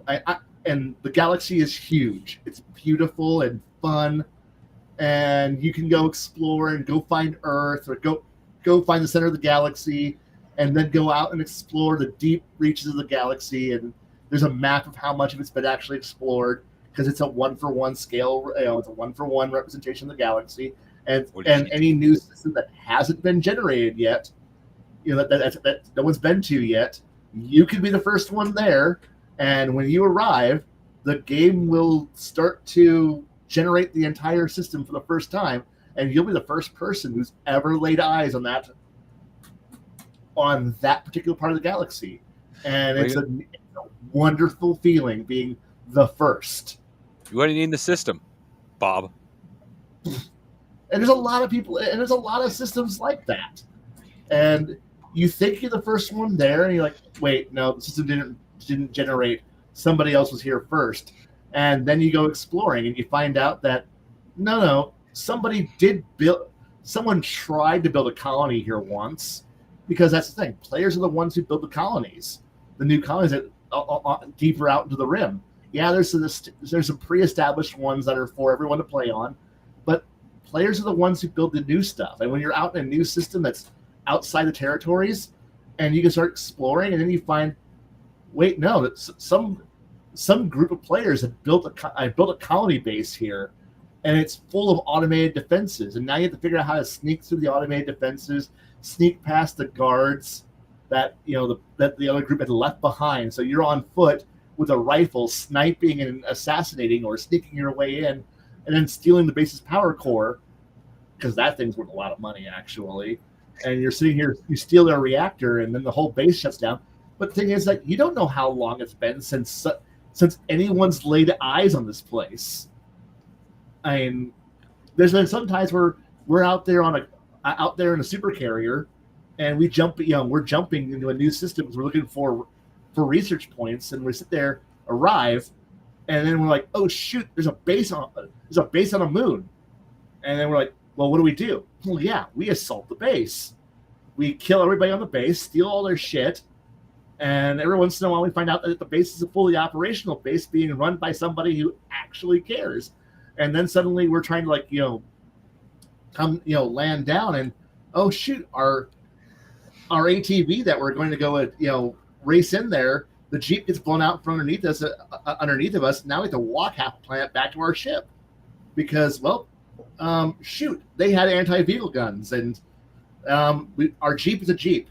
It died. We're now walking back to our ships because our ride's gone. But it's fun because you don't know if you're going to encounter a player out there in the deep. And there are players who are tow truck specialists who sit there waiting for the call that comes in over in the Reddit threads and on the forums. If somebody's out in deep space and they run out of fuel, well, you're stuck. You can either just sit there and then wait to die. And that's the part about Elite Dangerous that's kind of scary. It's like when you're out of fuel, you're just sitting there and you're watching this slow timer tick down, and it's days long of how long you've got until, the air runs out. And so eventually life support shuts down, and then you're on canned air, and then that's running down slowly.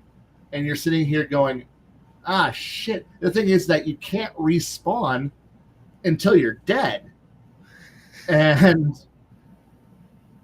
But dying costs a lot of money, especially when you're flying some of the big ships, some of the big corvettes and frigates. Some of the big ships are expensive ships too. Like suddenly you're like going, shit, I had the ship insured. I'm about to lose a $250 million, $250 million to replace the ship I'm about to lose. And so you're sitting here going, I've got 3 days until I die, and you sit there and start sending messages out on the forums or in chat or in the various groups and go, I need somebody who can show up with some fuel. I need a tow. And there are players who are dedicated tow truck. They're space tow truck operators. And they do it just for there's a small fee. They're like, yeah, this isn't free. I mean, you got to pay the fuel. You're paying for the fuel and my time. And it's not much. It's like when you're about to lose $250 million ship, you're okay with going, sure, here's $500,000. You brought me a tank of gas, you brought me some fresh air, and I can go home now. That's fantastic. And they'll come to you and they'll come rescue you. And it's a fantastic feeling when you're sitting here in the blackest space with nothing but a star on the horizon, and you're sitting here going, I'm going to die out here. And then suddenly a player jumps out of hyperspace, out of jump space, out of frame space, arrives on top of you, and then burns over, and then expertly parks his ship and docks with you, and then transfers the fuel over, and you can move again. You're no longer going to die, and it's a fantastic. That's an emergent feeling you can't get from playing it.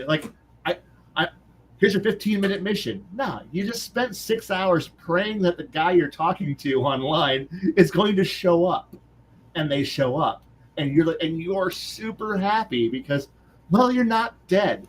And then you realize, okay, from this point forward, I'm gonna put a fuel scoop on my on my ship, and at which point any traveler player goes, well, of course you're gonna put a fuel scoop on your ship, because you need to be able to, not die and save money. And it's like, but these are learning experiences, because everybody who plays that game, it doesn't hold your hand.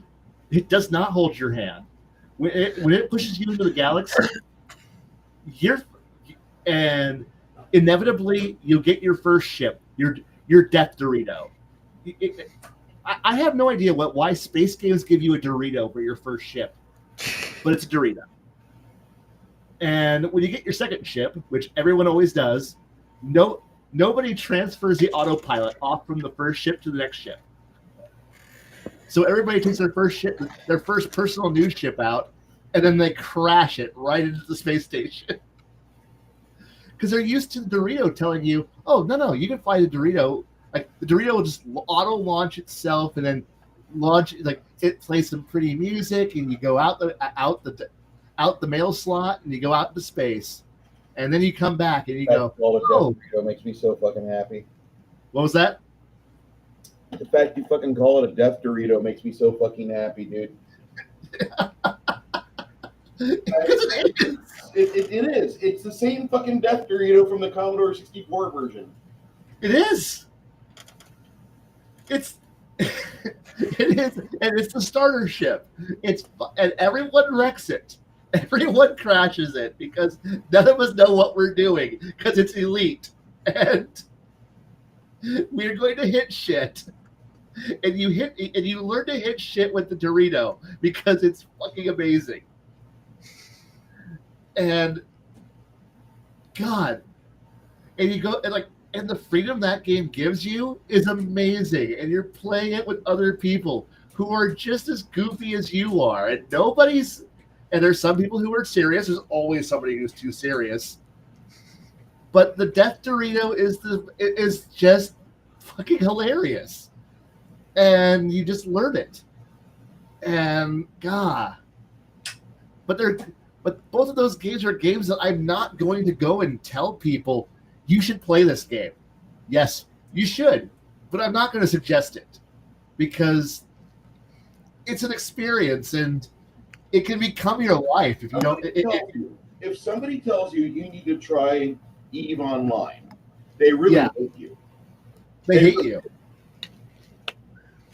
But if they say go play EVE, go play Elite Dangerous, they're telling you go and experience a universe way bigger than you. And it is a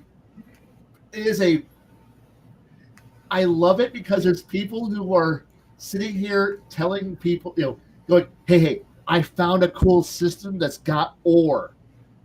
Like I know that like the market is currently good in platinum in these systems. If you can make the jump to these systems, there's some great ore deposits in the outer system.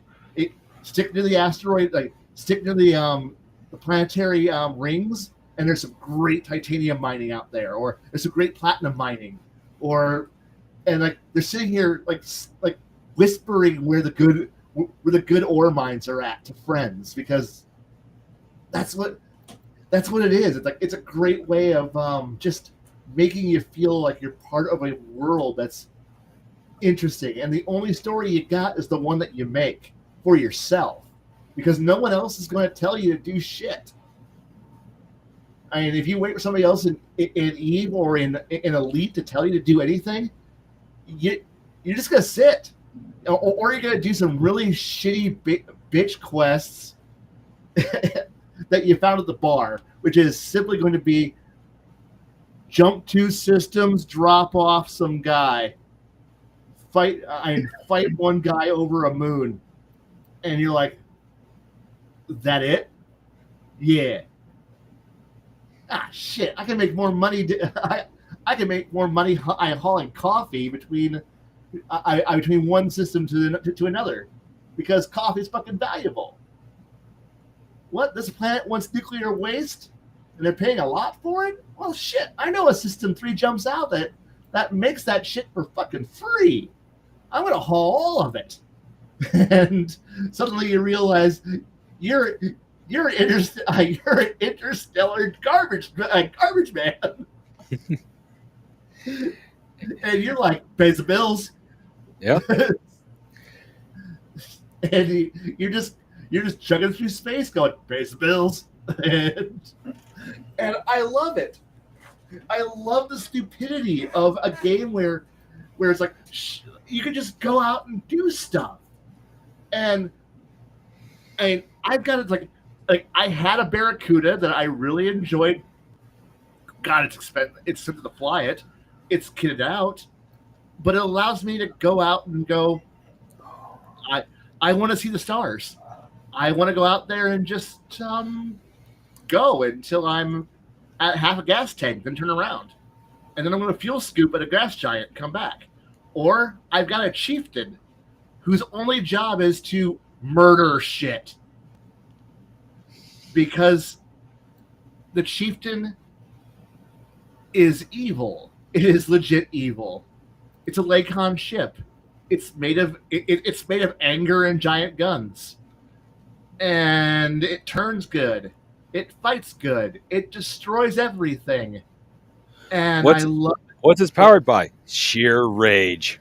Oh, no. It's just sheer efficiency. The thing is that Lakon in Eve is a company that produces freighters and miners. It doesn't produce warships that are very well. The Federation is kind of trash. Like, the Federation produces no good ships. There's no reason to grind rep until you realize the chieftain exists. And the chieftain is a gunboat. It looks like a gunboat. It looks angry. It looks like the ship that is designed to kill other Lakon ships. It is all of its weapons are all center lined, and it's got a large mount, which means it can kill corvettes. And this thing can kill big ships. And almost all the guns are on the center line. So all you gotta do is point the nose at something and pull the trigger. And then watch it die, and it's got it's fucking maneuverable, and it looks like a fat Cheyenne. It looks like it got dropped in out of Halo, like a Pelican and the Cheyenne from Aliens merged, and then put more armor on the damn thing, and then put more guns, and the thing just rolls forward. and destroys shit. And its hard points are all meant for like put more armor on it, put more armor regenerators on it, put more like okay, it's got a shield, but nah, you ain't shield tanking with this thing. This thing flies and destroys crap, and you're like, oh my god, this thing's not right, and you just fly it and it costs half the price of a ship that's supposed to be better than it, but in an online, like in a duel between an Imperial Corvette and a Chieftain, if the Chieftain pilot is not drunk, stoned, or stupid, he's going to win. And the Imperial Corvette costs twice the price tag. And so you're more maneuverable, more armored, more firepower, better ship, and you're half the cost. What's the and the other guy's going, I can't win. And then you literally like, and the thing is that I know this because, well, we flew it in a pack. So when there's like 3 or 4 of us flying chieftains, we annihilate shit. And shit dies, and we're like, all right, bounty taken care of. Space station taken care of. Alien invasion taken care of. And then we go back to our carrier. Dock our chieftains on the carrier, go load up our actual ships that we want to go out there and have fun with, and then we go out there, do whatever we want in our ships and our Type 9s or whatever the fuck we're flying around in. We're having a nice day, and then when somebody comes in and kicks our shit in, when we warn them, hey, you don't want to attack us. Oh, I don't want to attack you. Like, you're a bunch of people flying, worthless ships. And like, you're not a threat to us. Yeah, we're a bunch of miners hanging out, chatting, and mining, and having a nice time. And then you come over here, be a dick, blow up our shit, steal our ore, steal our equipment, and then we all just respawn back at the carrier, get into our chieftains, fly out over there, fucking gangbang this motherfucker. And we'll hunt him down. Like, we'll hunt him across star systems, and we'll murder this fucker. And we'll find him. We'll murder him. Like the thing is, we'll start asking questions around on chat. Hey, have you seen this player? Hey, has anyone got eyes on this guy? Oh, yeah, we see him over here. And then suddenly you have 4 chieftains dropping out of frame space right on top of the guy, and we immediately start shooting. And this poor guy goes, why the fuck am I being killed by 4 fucking overarmed, overtuned gunships that are mercilessly hunting me down because you blew up our fucking mining vessels, dick. And then we murder them, go back to our collect the bounty, go back to our carrier, and go back and get back to doing what we want to do, having fun, exploring, researching, and being a bunch of goofballs floating in space. And we did that for a while, and it was fun. We were a bunch of Imperials having fun flying Federation ships. Fuck off. We do what we're doing. I like airplanes and spaceships. Okay. I'm not upset with that. No, I'm listening to you with intensity, especially with the fact that armor is something I'm trying to figure out, especially after looking up actual armor from our world. It's like, well, bands of armor is not really plausible because the moment, especially the fact there's no water line, the moment you have only bands like at the gun decks, well, the bottom of the ship's going to get blown out. Okay, so you're starting to think of the same problem that okay.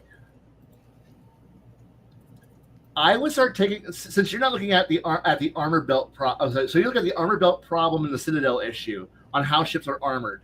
You're gonna like, one thing is that you're probably not going to see as big a guns, and you're looking. Okay, dear God. At this point, I would since you're not looking to keep water out, you're looking to keep the lift engine running. You should probably look at say the all or nothing the all or nothing armor scheme doctrine or ideal. The idea that you're only going that everything that's not the most important part of the ship is sacrificable. Like you don't care if it gets hit. It's there. It has a purpose, but it's something you can sacrifice. But the important God. Oh, 1 second. Oh.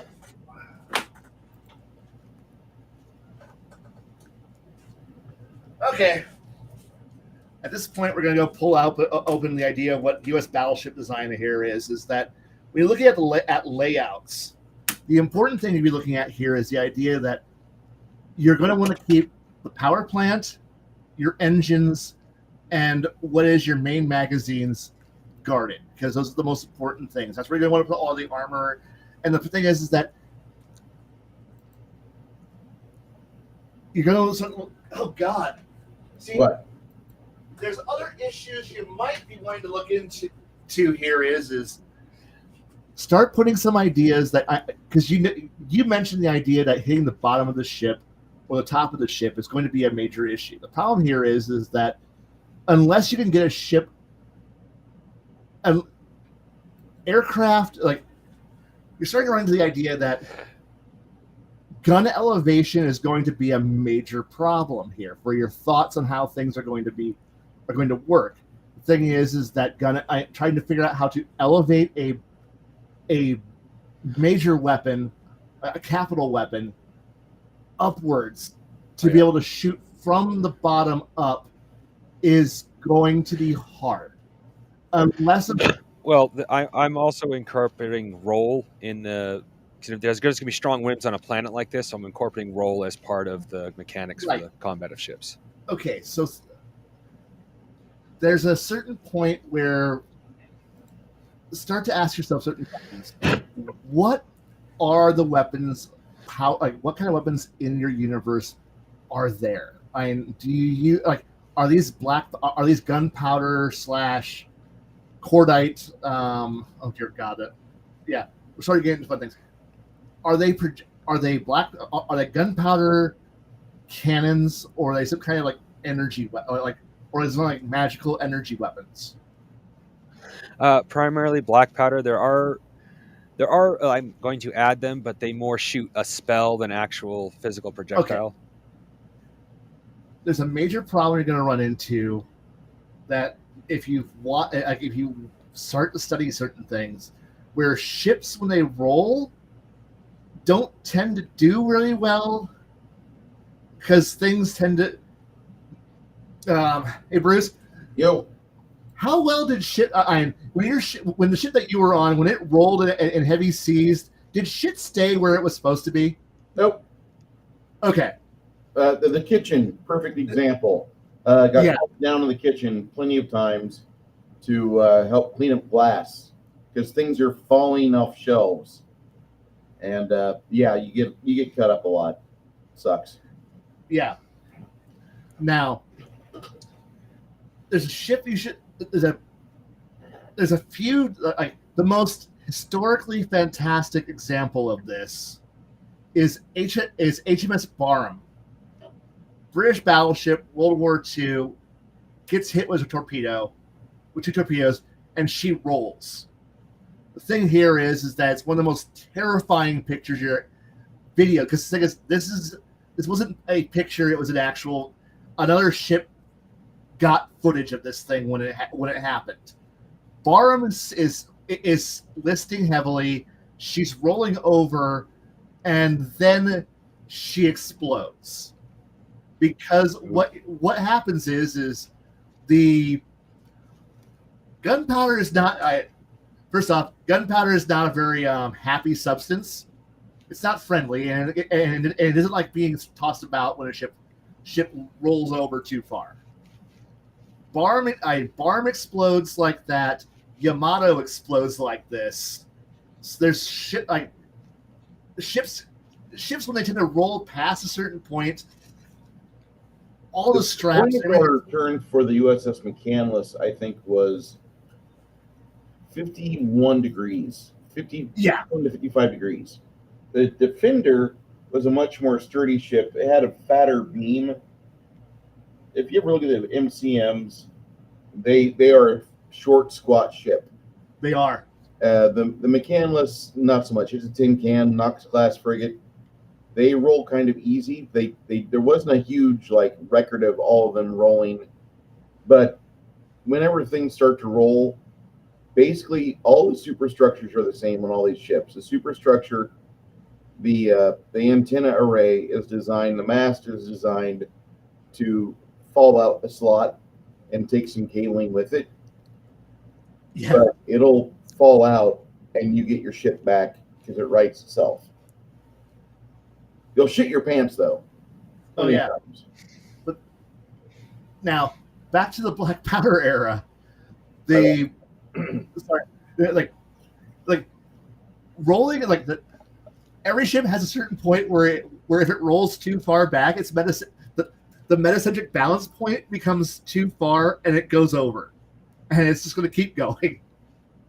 And usually at that point, things start to roll loose, and I guarantee you, in the middle of combat, things are not, unless you have a degree of discipline and practice that says do not put things out in the open.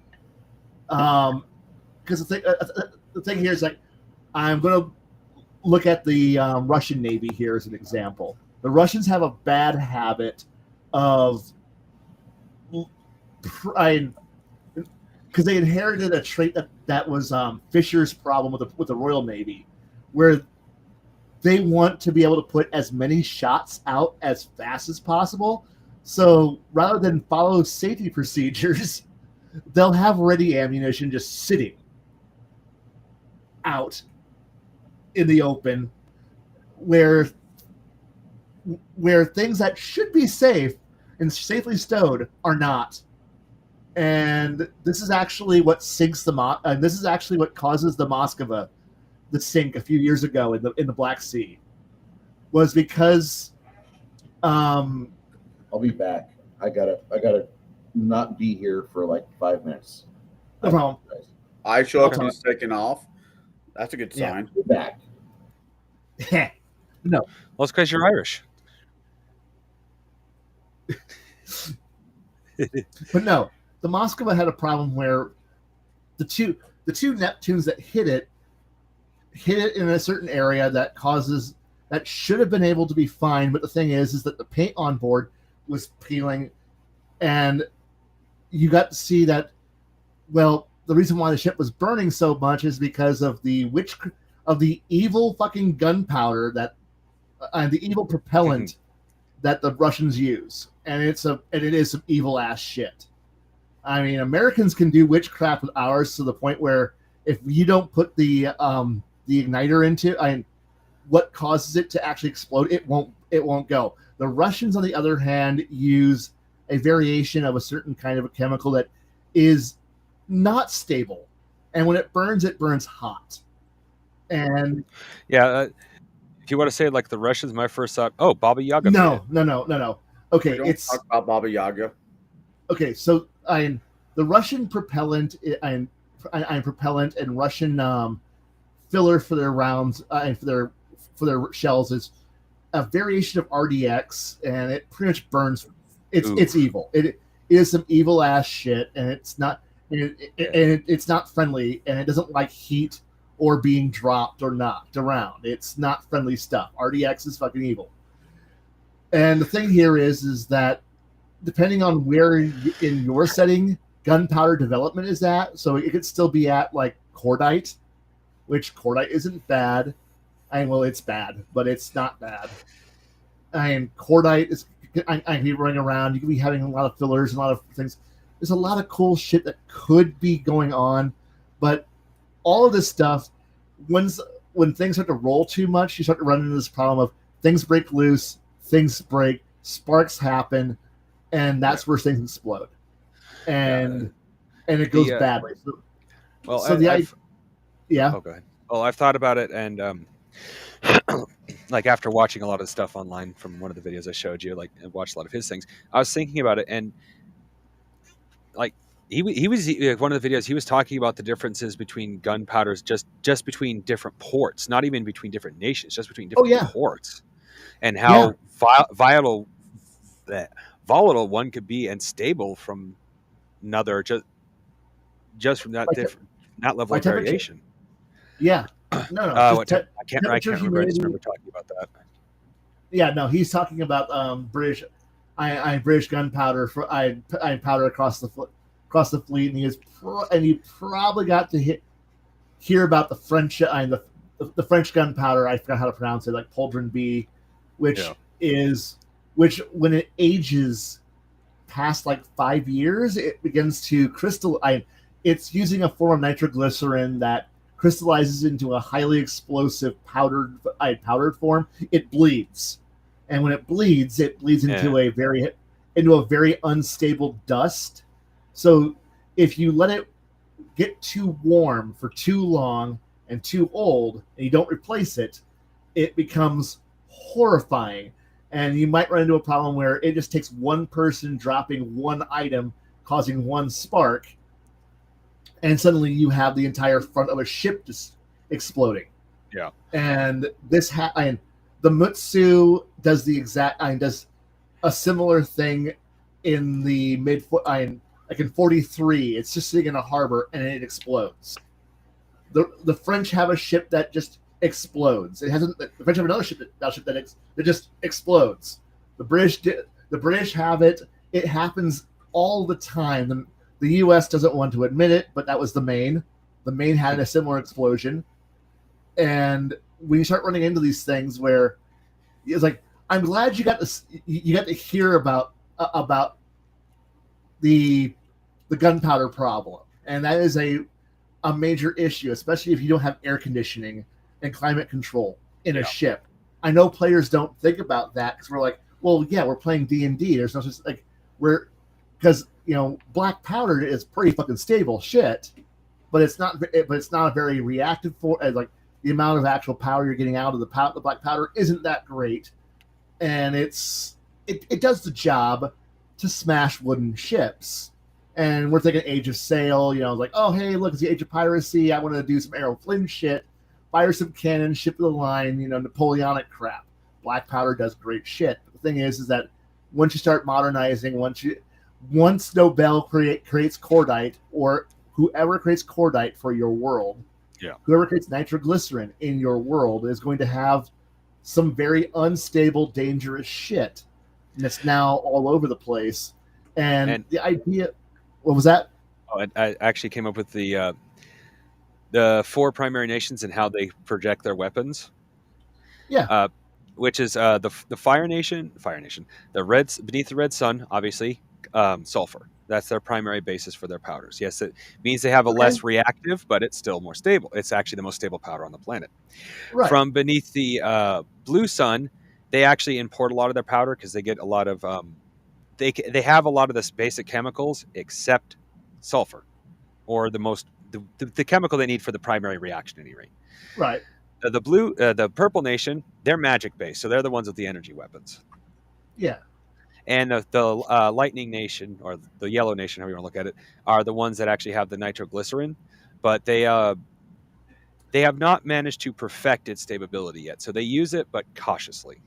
Okay, so you're before the development of cordite. So you're right. You're right. The precursor to cordite. So gun cotton and cordite still in the future. The thing here is that we're in a fantasy world. So think about some of the other ways that we could actually do these effects without having to go to real world chemistry. Think about the idea that we have alchemist players out there, and the skill alchemy, which is just chemistry. But the thing is that there is a fundamental difference in a fantasy setting that has, say, alchemy in it, because most of us, when we throw a grenade, don't cause a freezing effect or a lightning effect. So there's obviously some special chemistry going on here. to allow cooler effects. So maybe somebody might have figured out some kind, so that there could be newer, funner, more creative ways of saying what a projectile can be without being a predominantly nitro, without having to be gunpowder. You can get a gunpowder effect without gunpowder. Well, that actually just inspired me just now. Maybe instead of having the because they are the air nation, the blue nation is basically the air nation. Instead of having gunpowder, their cannons take longer to load, but they do air pressure. That could, heck, look into at this point. Look into the dynamite chuckers the Americans experimented with, which are really like, it sounds like a dumb weapon, and it kind of is, but you are firing a giant chunk of dynamite at somebody else using air pressure. It's a cool gun concept. Or look at like the British Piat. Actually, don't look at the Piat. That thing's crazy and stupid. I mean, nobody wants to run around with a 30-pound device. All it is a spring that chucks a grenade, chucks a bomb at something. That's just dumb. But these are ideas on what you could, because like air pressure would be a really cool way. Or if you got like say telekinesis, because obviously all you gotta do is get it up to, you need to find something that can match a gunpowder's pressure and speed. That's hard to do, but you can. There's so kind of go with the idea of, I don't want to say that. How to best put it? Because this is an obscure project the Americans worked on. Okay, so in the late 90s, early 2000s, the Americans were working on an artillery project called Crusader. Crusader's entire thing was it was a liquid fueled propellant. And so instead of using granulated gunpowder like bagged ammunition, it would fill a chamber with liquids and then fire it off. America canceled it because Bush is dumb. And fighting towelheads with a 60-ton artillery piece wasn't in the budget. So Crusader gets canceled because it can't put it on a goddamn C-130. So many ships. As I go through the history of ships from the early mid 1800s up to past World War II. That's where I've primarily been right now. There's so many ships that had so much potential. We can't pay for that. Really? It's gone. Yeah. No. That's the truth. That's the truth right there. But now, say you were to go with a similar concept of a liquid fuel based propellant, a liquid propellant rather than a solid propellant. Well, just go say, like, push through like a refinement. Like somebody went through and actually figured out the chemicals that actually make alchemist fire work. The classic grenade that all of us use at some point. Oh yeah. It's just simply a liquid. Liquid causes an explosion of a certain size. Well, start doing the math, do the calculations, figure out, okay, can this be contained? Can this be pressurized?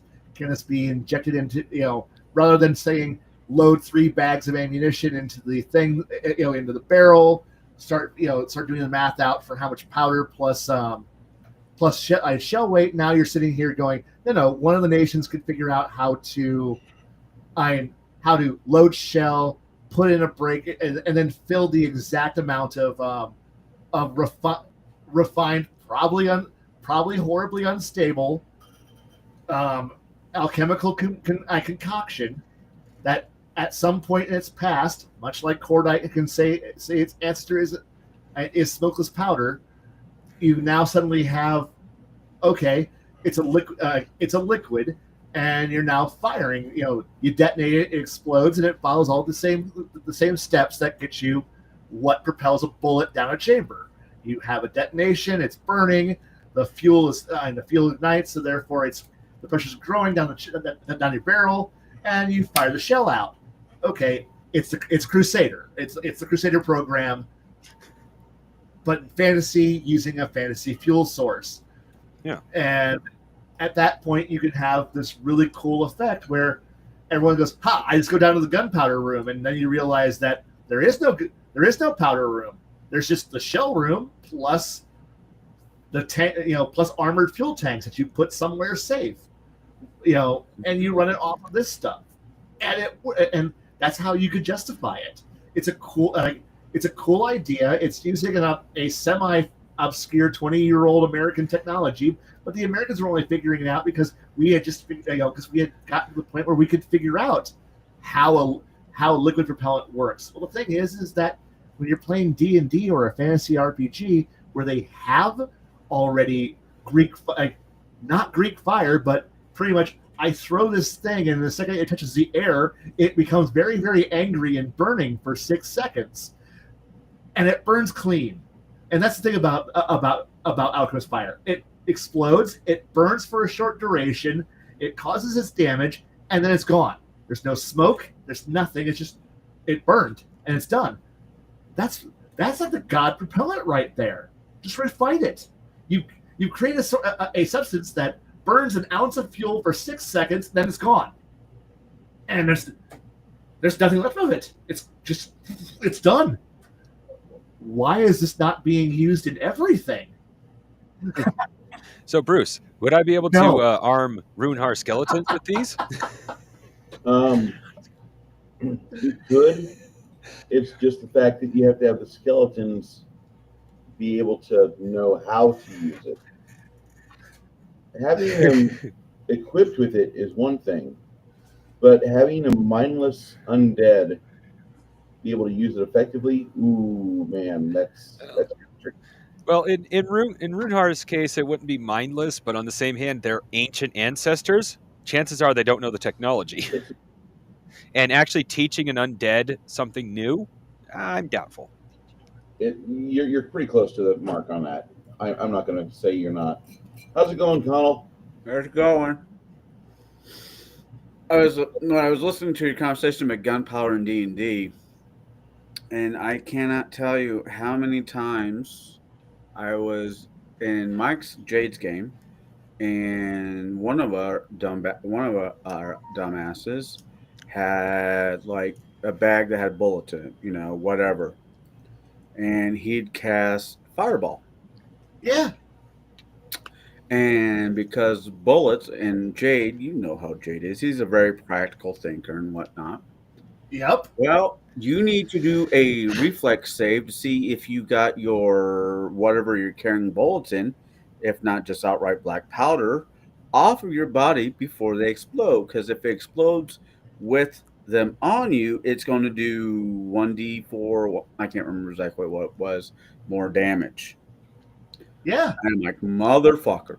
But this is also the same DM that let me. I found a way. It was a magical gun, of course, and I had 6 bullets in it. 3 had the ability to cast fireball, and 3 had the ability to cast lightning bolt. Right. I've actually been talking to Bruce about doing exactly that, and he has not said no yet. But given his exact verbiage, I'm still way off in levels before I can even attempt that. Now you need a bullet that does force damage. I think I have. No, I don't have. It's one of the spells I'm looking at, but Come now. I can get it. Do something more creative. Put teleport on a bullet. So it teleports before it hits you, or once you hits you, you teleport. You shoot them, they teleport to a location you've already got pre-planned.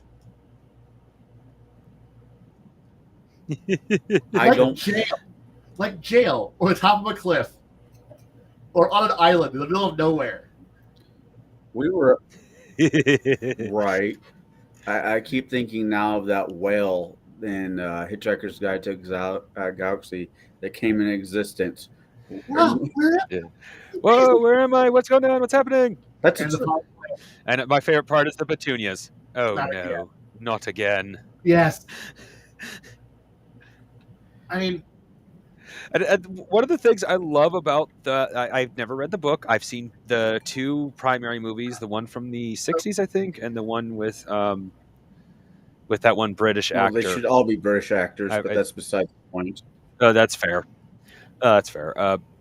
But I've seen those two, and I have to agree with the narrator on the second one because the Petunia basically says the same exact thing in all, from what I understand the book and both movies. And I have to agree with the narrator. If we understood why that is what the Petunia thought, we would have a greater understanding of the universe. I Pretty mean, much. yeah. Teleport. That's funny. But No, different game, same DM, same Jade as DM. We're playing Wrath of the Righteous, okay. and there's an arrow that we came across that you could put fluid in. It worked as getting a shot, but via arrow, and you could fill it up, with poisons or whatever. And I talked to him, I was like, "Can I feel that up with like healing potions?" Yeah. He's like, "Healing potions?" I'm like, "Yeah. If one of our guys is down per se, and I can't reach him, but I can shoot him in the ass with an arrow. Could it heal them?" He's like, "Yeah. You're going to end up doing what base damage, A D8 damage or a D4 but or whatever. right." But yeah, no. One of our guys, our paladin slash angel, was getting his ass kicked by something, and he's like, "I'm really hurting. I'm really hurting. I need help, HP help." I'm like, "Gotcha." He's like, "No, no, no, no, not you again." And I shot him in the ass with an arrow.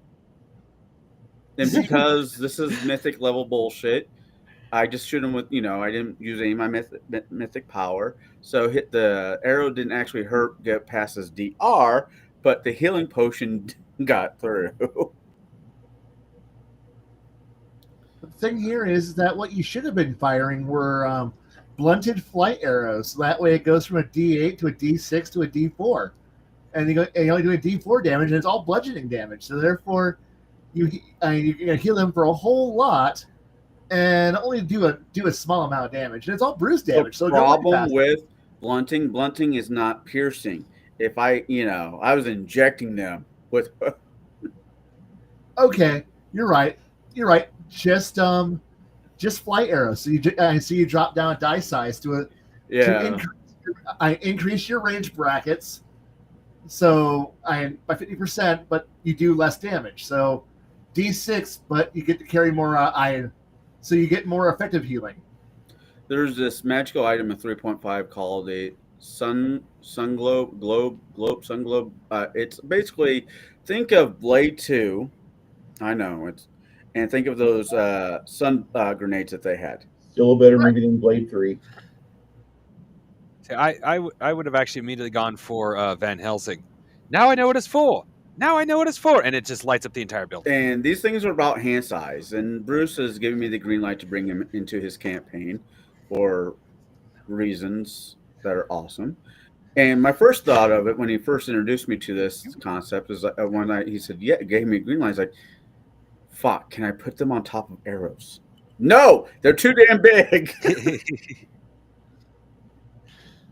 I'm a little more forgiving on Bruce as a GM, and I'd let you do a lot of that arrow stuff. But even I'd say if it's that big, no, you're going to need like a Because I was spear. having an argument with somebody about the force beats, and I'm like, "They're the same size as a marble. Would we agree upon that?" And he's like, "Yeah." So I'm like, "All right, meet me at the local archery range sometime next week." He's like, "Okay." So we meet up. I pulled out one of my arrows. I super glued a marble to the tip of the shaft, and I shot it. Well, I shot a field arrow first, showing him how the field arrow flies. Then I shot that one. Yeah. There was no weight difference. If there was, it's so fucking minuscule. Well, for practice arrows, there's a huge weight difference, but for a hunting arrow, there wouldn't be much of a weight difference. Those heads, I've held the marble versus a hunting arrowhead. They're Yeah. about the same. I mean, I like making trick arrows. It is the Hawkeye / green arrow that I wish to be in real life. But even I have to come to the point. It's like the math just doesn't math on that one. or the size Yeah. is just way too big. Well, what if you attach it to 2 arrows? Knock it off.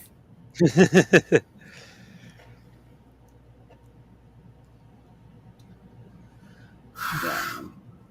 God, In fact, if anything, I'd say the hunting arrow head is probably a little bit heavier than the marble. Oh, it is by grams, but it still is. I am in real life. I am a proficient archer. I've won a couple archery Yeah. tournaments. I like doing trick shots because Well, trick shots are fun. well, if you notice, Connell, I defend you most of the time. I'm not a professional archer, but I've shot enough arrows to know pretty good how you still have the advantage if you have a gun in your hand, but if it's in your holster, the man with the bow has the advantage. I have a couple English longs. I have a couple recurves, and I have a compound. Now, if they brought compound bows into fantasy, which they kind of sort of have, but I would not say that they're real compound bows, then the orb grenade is still way too big for long distances. But for short distances, I'd say if you arc it right, maybe. Problem Yeah, is you're going to be in the blast radius, and it's not going to help you at all. no. I usually give compound bows to the dwarves, like the other ones that come up with that gear-based technology, because that's really what a compound bow is. It's a set of Oh gears yeah, and levers. yeah, Oh, Connor, pull, I have something pulleys. to Yeah. show you, bud.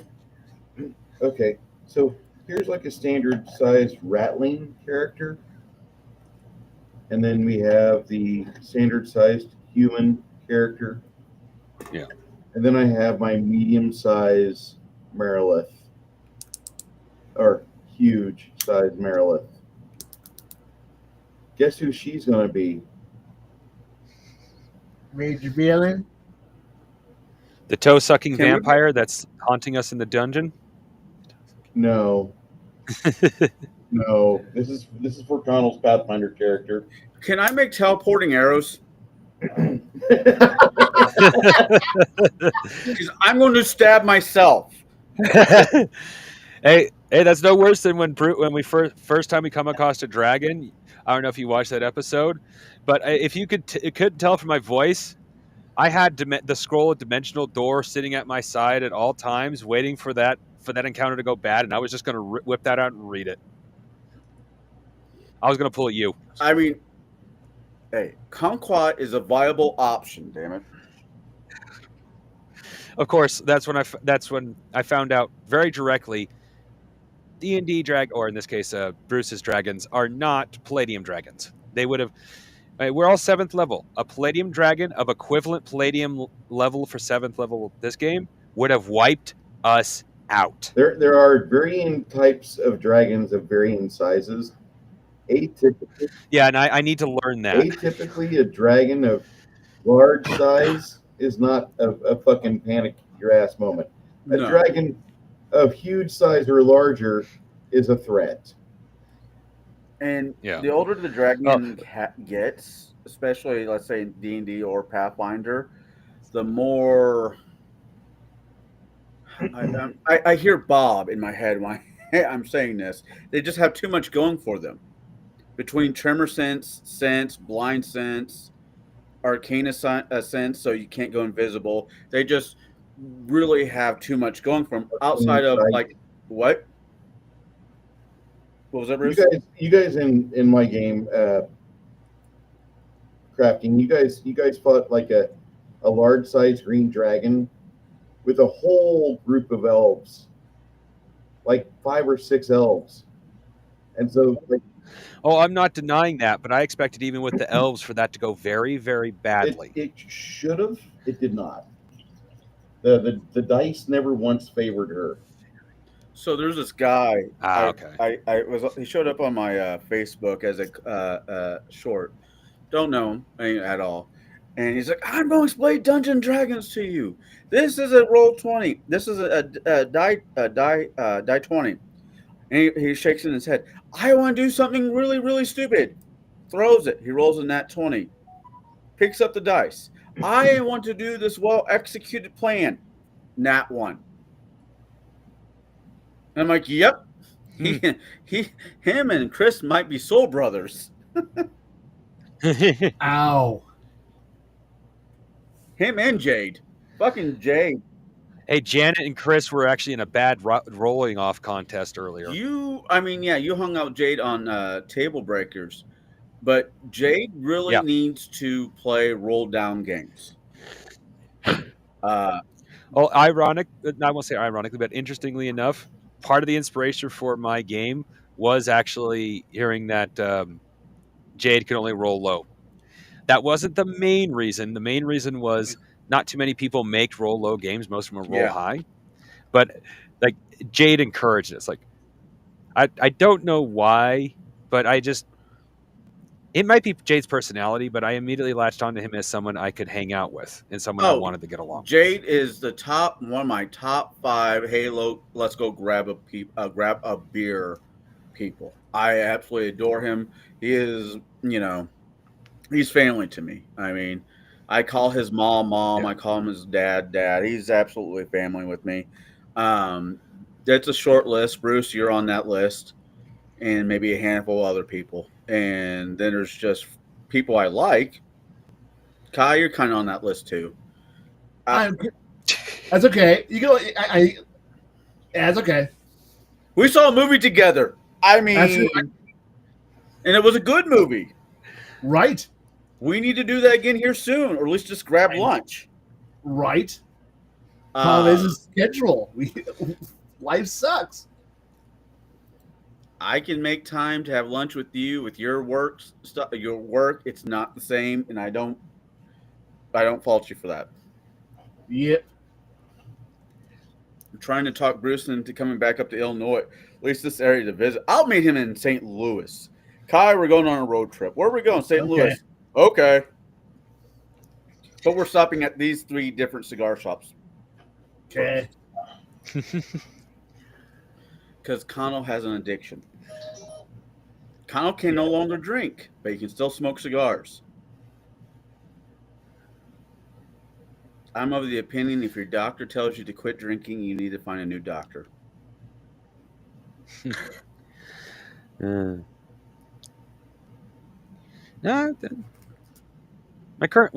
actually, I can't say that. I actually really should find a new doctor because my current doctor suggested diabetes medication to lose weight. He's not alone. Well, that doctor, either way, I don't know if she has a banana or an apple or neither. No, our local, at least the hospital, the doctor's office I go to, they wear very tight scrubs. There is no hiding what you are there. I mean, this is Buffalo Bill. I'm a big fan of the scrub MILFs. I'm sorry, Khy. It's okay. So a liquid base propellant that you could use to shoot ammo? Yes.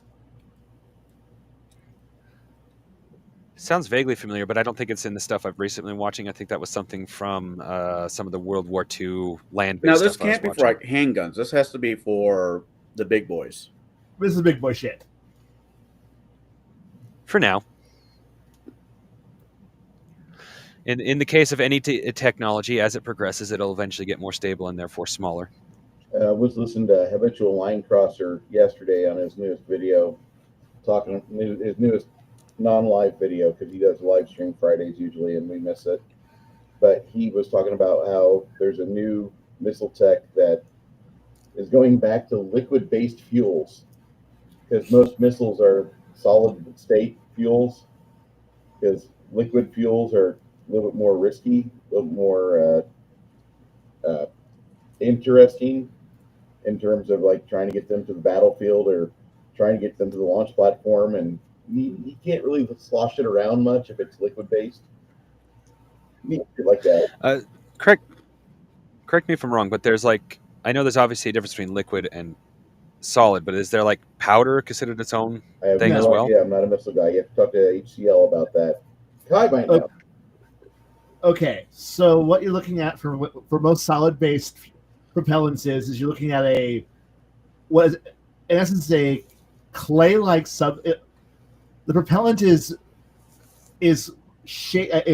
mixed formed. It is almost a wet clay-like substance that you pack into the burn chamber at a certain rate and a certain style, so that way when you ignite it, it has a specific burn rate that'll get you your speed, acceleration, and burn time that will get you.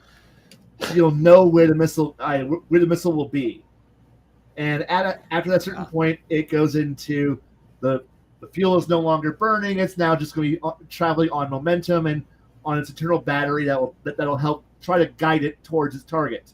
But at that point, it's entirely just coasting and gliding at that point.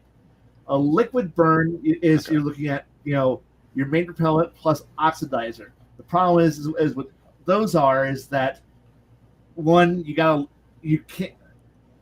really start running into very, very energetic chemical substances that don't like being anywhere near each other, and most of them tend to do terrible things when they meet the air,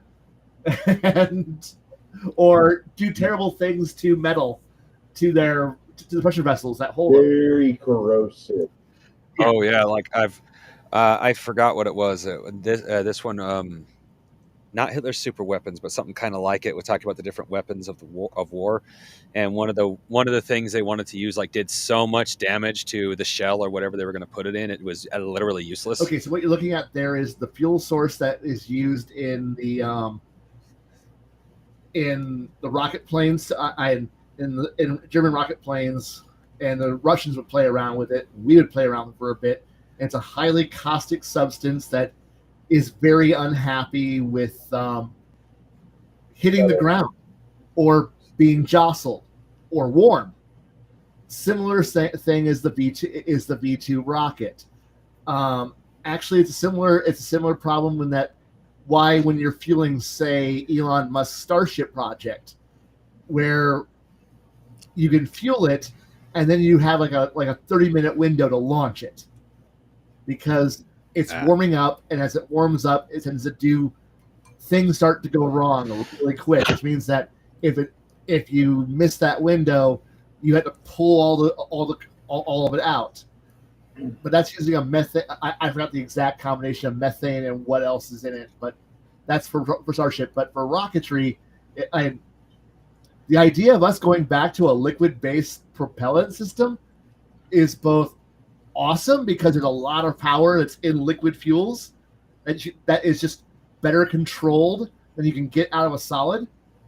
Because solid is simply you light and it goes, and there's no control in it. Yeah, it's just burned. I mean, did you do model rocketry at all when you were younger?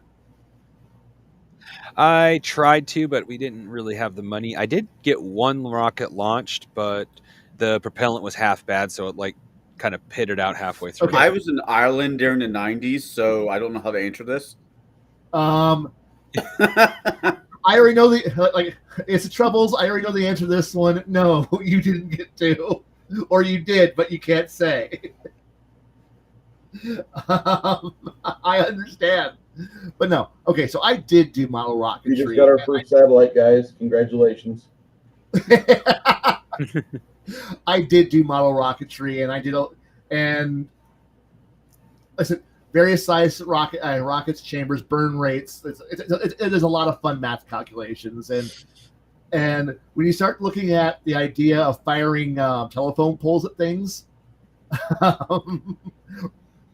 solid rockets are great because you can just load them up, and assuming that you could keep them in a temperature controlled and in an environment where you keep moisture out, which tends to be pretty easy. Yeah, that actually reminded me. The telephone pole comment. I have actually thought about it, and as much as I want to keep this cannons ship style combat, I do kind of have to add turrets to a degree for one primary reason.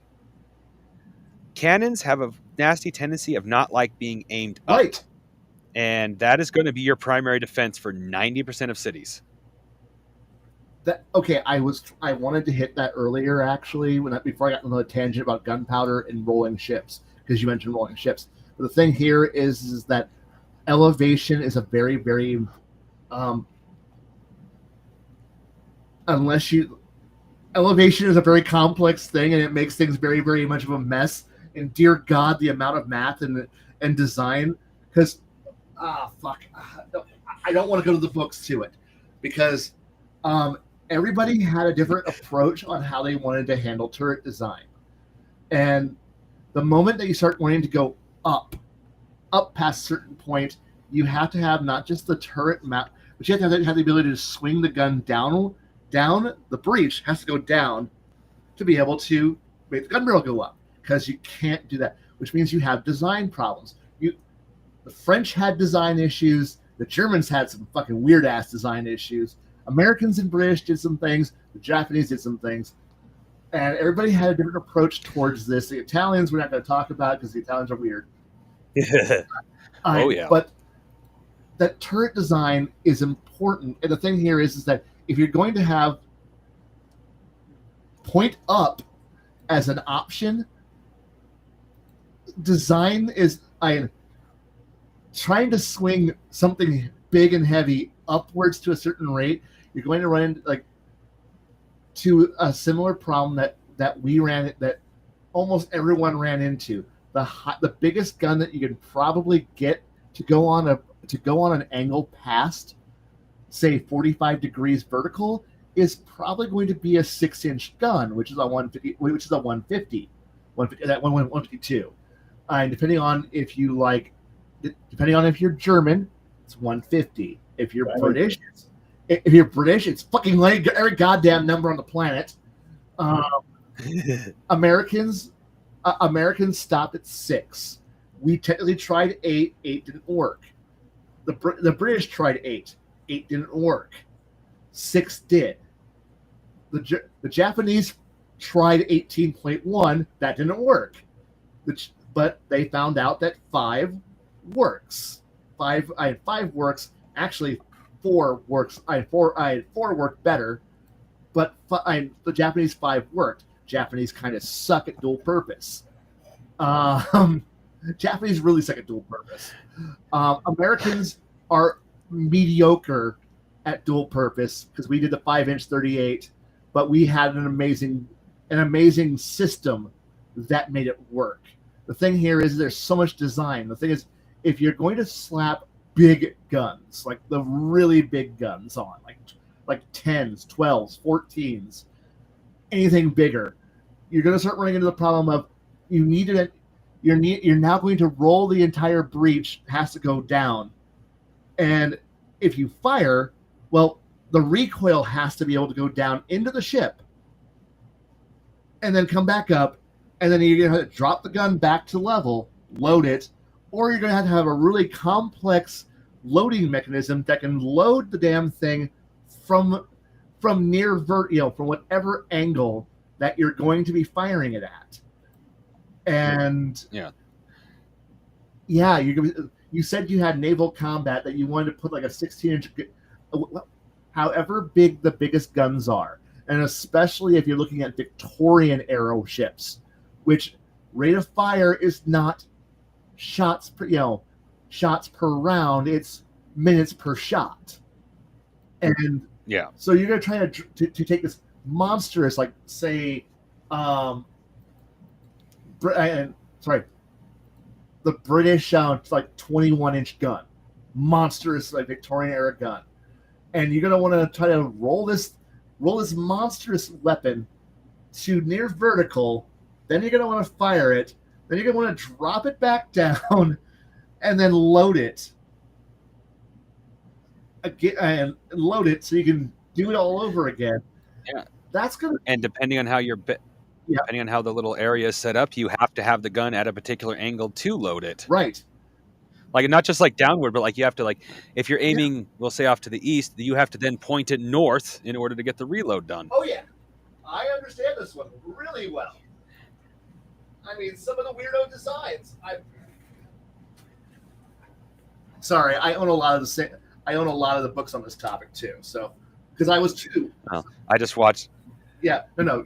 I've just recently. Well, Wait, I'm not wait, saying it's coming like- off of, but I've recently done a huge deep dive into that kind of stuff. And Okay, there's actually yeah, a canon design I'm going to see about stealing. It's really, really fucking stupid, but it actually works for the way my game is, which is those folding cannons that flip literally 180 outwards to fire and then flip back 180 to be reloaded. Oh God. Okay. Yeah, those. Really, really Yeah. stupid, but the aesthetic fits for my game. They're not stupid. They fit the era of the ship. that Okay, was being- fair. That is fair. I shouldn't say I mean, stupid. I shouldn't say stupid. Disappearing guns, disappearing casemate guns are fantastic for the era they're in. The problem is that as guns improved, you couldn't keep once angulation happened, casemate guns couldn't exist anymore. So you had to start armoring them. Then things started to transition and move, and designs happen. It's where you go from the open guns of like the late 1880s to the more armored pre-dreadnoughts of just before dreadnought arrives. And the concept is there, but the thing is that I know that it's really tempting just to go and say, look at Mikasa or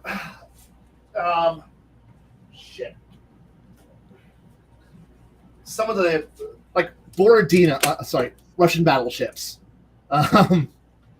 Take say Borodino, which is classic for if you're gonna look at Battle of Tsushima, which is where everybody in the entire universe that looks at warships, except for the French, all looked at what happened here at the battle of Tsushima Straits, and all came to the same conclusion: pre-dreadnoughts are a dead end, and everybody started working on, without realizing it, the dreadnought. Everyone's working on their own way of doing it. And the Japanese produced the Kawachis. The Americans are building the South Carolinas. The British are building dreadnought. Three nations are, and the Russians are figuring out that Ganget, what will eventually become Ganget. So there's four nations that are all simultaneously looking at different directions, the same concept, and the French are looking at it too, but they're having problems with steel and manufacturing and shipyard capacity. So the French are kind of going at it in a hybrid style between pre-dreadnought and post-dreadnought. So they're going on a semi-dreadnought system similar to Kawachi. But the Americans and the British are both figuring out this exact concept of armored turret, center line, all big gun, same armament size. Everyone's figured this out, but nobody's got it in the water yet. British get it first, and the Germans are confused. The Italians are confused. The Russians are slow because nothing in Russia works right. Imperial Russia works right, and the Americans don't provide enough funding to provide the Carolinas, the money they need to get into the water fast enough. Khy, every time we start mentioning Russian productivity, my brain always goes back to the classic game, the Red November. Yes. If Yes. you've ever played the Red November, you've all played communist gnomes on a submarine that is doomed to sink. And you have to keep your morale high, which means that instead of you fixing something this turn, you have to instead drink vodka or Slav water. And instead of things giving you a break, hey, we're not sinking, no, another compartment floods. And it consistently, I've won less games of Red October than I have of Pandemic. I know. Reading this book on Russian battleships has proven to me one thing. It's a miracle that the Russians build anything. They have great ideas, but it is legitimately a miracle that anything gets built in their country. You're the only person I've ever heard say that. Everyone else I know says they need to stop factories now. Because factories are where people go, farm kids go to die. If you didn't die on a farm in Russia, then you go to a factory and you die because the machinery there is so consistently good at killing young kids. Oh no, that's true too. But no, Russian naval yards will start something. Somebody will put their finger on it, and then they will either have God. The level of the number of things that can go wrong in the scale it goes wrong, and then you have whoever is in charge of the country at the time going, I want bigger. And bigger is, and the Russians, okay, boss, I guess we'll build it bigger. Yeah, I think it was the Russians. There was a one of those stories I was listening to talk about a ship that they built to the specs that whoever wanted it, but the armor and everything was so useless. It was Yes. literally just a giant target. Yes. That sounds exactly like what Russians would make. We put Yes. it in water, and then everybody else come and try to sink it for points. That's right. And yeah, or Also, that was like he's having a flashback. or they'll get horrible, or they have the exact. When you read about it, you find out that they have the exact same problem that we've got, where they hear that Stalin hears he wants a battle. Stalin says he wants a battleship, and the Russians go, "Here's battleship that we can build." Stalin goes, "No, that's not good enough," and it's not good enough. It's not good enough. It needs better. And so they go back to the drawing board, and then someone from the NKVD shows up and says, "We have the stat. We have what we think the stats for the American Iowa class battleship is going to be," and it's so off base. And like, it is so much not the real size of the Iowas at all. In fact, I think they had confused the Montana, decided to have a child with the Yamato. And that was what it was. So they were convinced that the Americans were going to build a class as big as the Yamatos with 18-inch guns and could do 32 knots. This can't happen. This is like the Montanas if they were better. And so Stalin's like, it needs to be as powerful as what they think the Montanas are going to be. But they've attributed, and then the war ends, and the Russians get to find out how big the Iowa, that the Montanas were not going to be built, but they find out how big the Iowas really were, and then they were like, okay, can we like shrink the design down to a possible real ship? And Stalin's like, no. So they build this. So they're designing this monstrous ship, and that's now designed to be gigantic. It's got guns everywhere. It's an insane layout, and it's now proof versus 16-inch guns, and it can go faster than an Iowa. And then Stalin dies, and then they're like, cancel it. It's finally Stalin's dead. Cancel the project and get rid of it. Because they realized battleships are dumb, but Stalin wanted a battleship. And so they kept on working on these damn things, which were cursed. Well, battleships had their place briefly in history, but For keyword is there about briefly. 40 years. For 40 years, they're amazing. But it's an idea that the thing is that nobody really knows exactly what's going to end an era. Nobody knows until it happens. And we're convinced that we know now in hindsight that we should never have stopped. Like, nobody should have built a single battleship post 1936. We know that now, but the thing is that outside of a fleet exercise the British do in the 20s, and the fleet problems the U.S. Navy tries to do during the 30s, there's little evidence that's pointing towards the end of the battleship. There's evidence that it's going to happen, but the weapons aren't there yet. The U.S. Navy suspects that it's going to happen, which is why you see a major change in ship design, because the British figure this out in the 20s when they do a major fleet test. And it's a huge scale operation. It's fantastic. The Americans figure this out twice in the 30s. They do two of these big fleet exercises, fleet problems. If you ever want to see a really confusing and how admirals and leadership will stack a deck to get what they want out of it to prove their pet theory, and then sabotage you because you don't play by their rules. Read up on the American fleet problems. That's a series. The U.S. Navy is great at sabotaging itself. Yeah, I haven't gotten to there yet. I'm still mostly on British naval history. The fleet problems are not something that you're going to want to jump straight into. Fleet problems are big tactical and strategic level exercises that are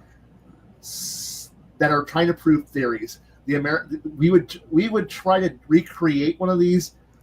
We tried doing these in the modern day, but they haven't declassified the modern fleet problems because, well, that's still things that the U.S. Navy is doing for modern doctrine, but we have the 20s and 30s and 40s doctrines to study, to see what was happening. But the thing is that the British figured out that a fleet-armed naval strike could work.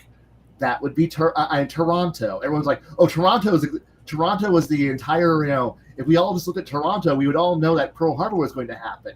And at which point we go, yeah, the British actually figured this out in the 20s, and the Americans figured this out in the 30s, but there wasn't enough carriers to be able to do it. To be able to do the operations that the fleet problems said could happen, there wasn't enough carriers. The British, when they did Toronto, didn't have enough carriers to do it to the devastation level that the British wanted. And they wanted to do it bigger, but they didn't have the carriers to do it.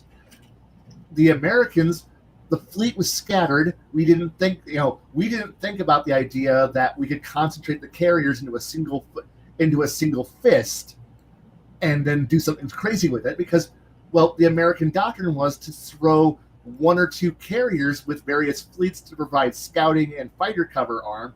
We didn't think about combining it into one group. Well, there were some, but those admirals were not the senior admirals. They were the ones who were the renegades who, in the fleet problems, proved that the strategy would work.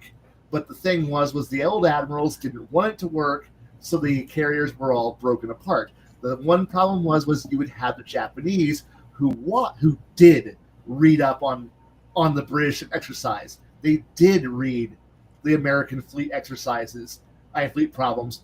They did see what could happen. So they were shaping their carrier doctrine around the Khy butai. They had two different doctrines. They had a fleet in being that was going for the climactic final fight against the we're going to have one big throwdown, Battle of Tsushima again. But they also had the competing arm of the Khy butai. The Khy butai was the idea of just putting all of your fleet carriers into one fist and then doing something with it with an overwhelming strike. And that was what happened. The problem here is that prior to 41, nobody had enough carriers to be able to do that. Billy Mitchell in the 20s, when he sank a German battleship, yes, that's the future. Mitchell was wrong. Ships weren't ready yet. And heck, fighters weren't ready until the early 40s to be able to be the replacement. But the thing was as you'll hear it being said by a lot of people, by Dracanophel, and you'll hear it from a lot of sources. Naval strategy is build strategy. When you're building a ship that takes 2 to 3 years to design, 3 years to build, you're looking at 6 years. you're looking at 6 to 10 years to get something from drawing board to in the water, and not just in the water, crewed, manned, trained, and fitted out to put it through its trials and get it into service. Unless you have a wartime expediency and then you don't care anymore and then you're just throwing shit around. Americans. Americans. Fuck. Like, all things just point to America being crazy. Or what will be China being crazy if we ever get into a fight with them, because we're in a bad situation where we can't match what the Chinese can put in the water. They are where we were in the 40s. We are where the British were in the 40s. We have great potential. We have 3 yards that can do it. And it's going to be a repeat, and it's going to be a repeat of history. It's going to be bad. But You think so? What was that? You really think it's going to be a repeat of history? It's going to be. The thing is that it's going to be. We're going to be prepared. We're going to be prepared, but we're going to have the British problem where we have a great navy, but no way to maintain. But no way to maintain it. No way to maintain it once casualties. Once damage starts happening, because we've let our yards and our yard capacity, our dry dock capacity, our repair capacity, and our construction capacity has fallen off a cliff. We are exactly where the British Empire was in the late 30s. We can build the most amazing ships.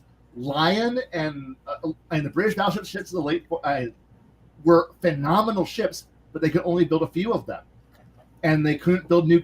And their new carriers were not as good. They're good, but not what we were able to just throw in the water in mass numbers.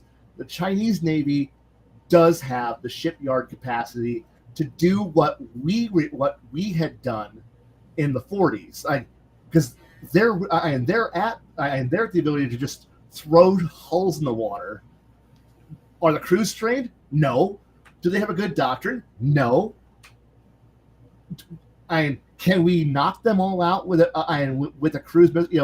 Knock their yards out with cruise missile strikes? Possibly. But quantity is its own form of quality. And we've had time to build it up to be able to do it.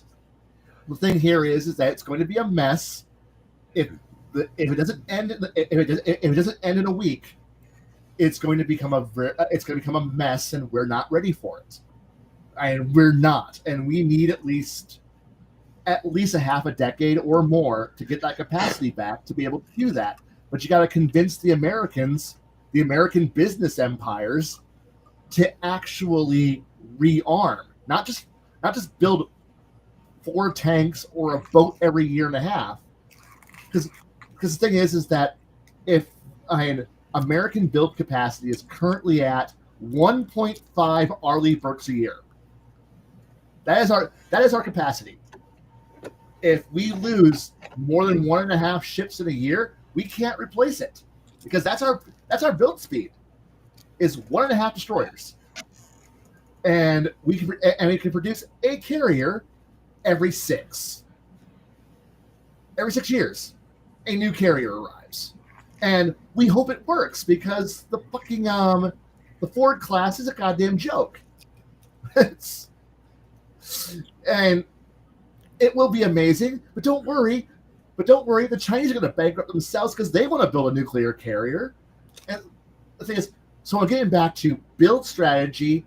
Naval strategy is build strategy. And so when you have a 6-year lead time from I want one to I have one, or once wartime happened, I want one, 3 years later, I have one.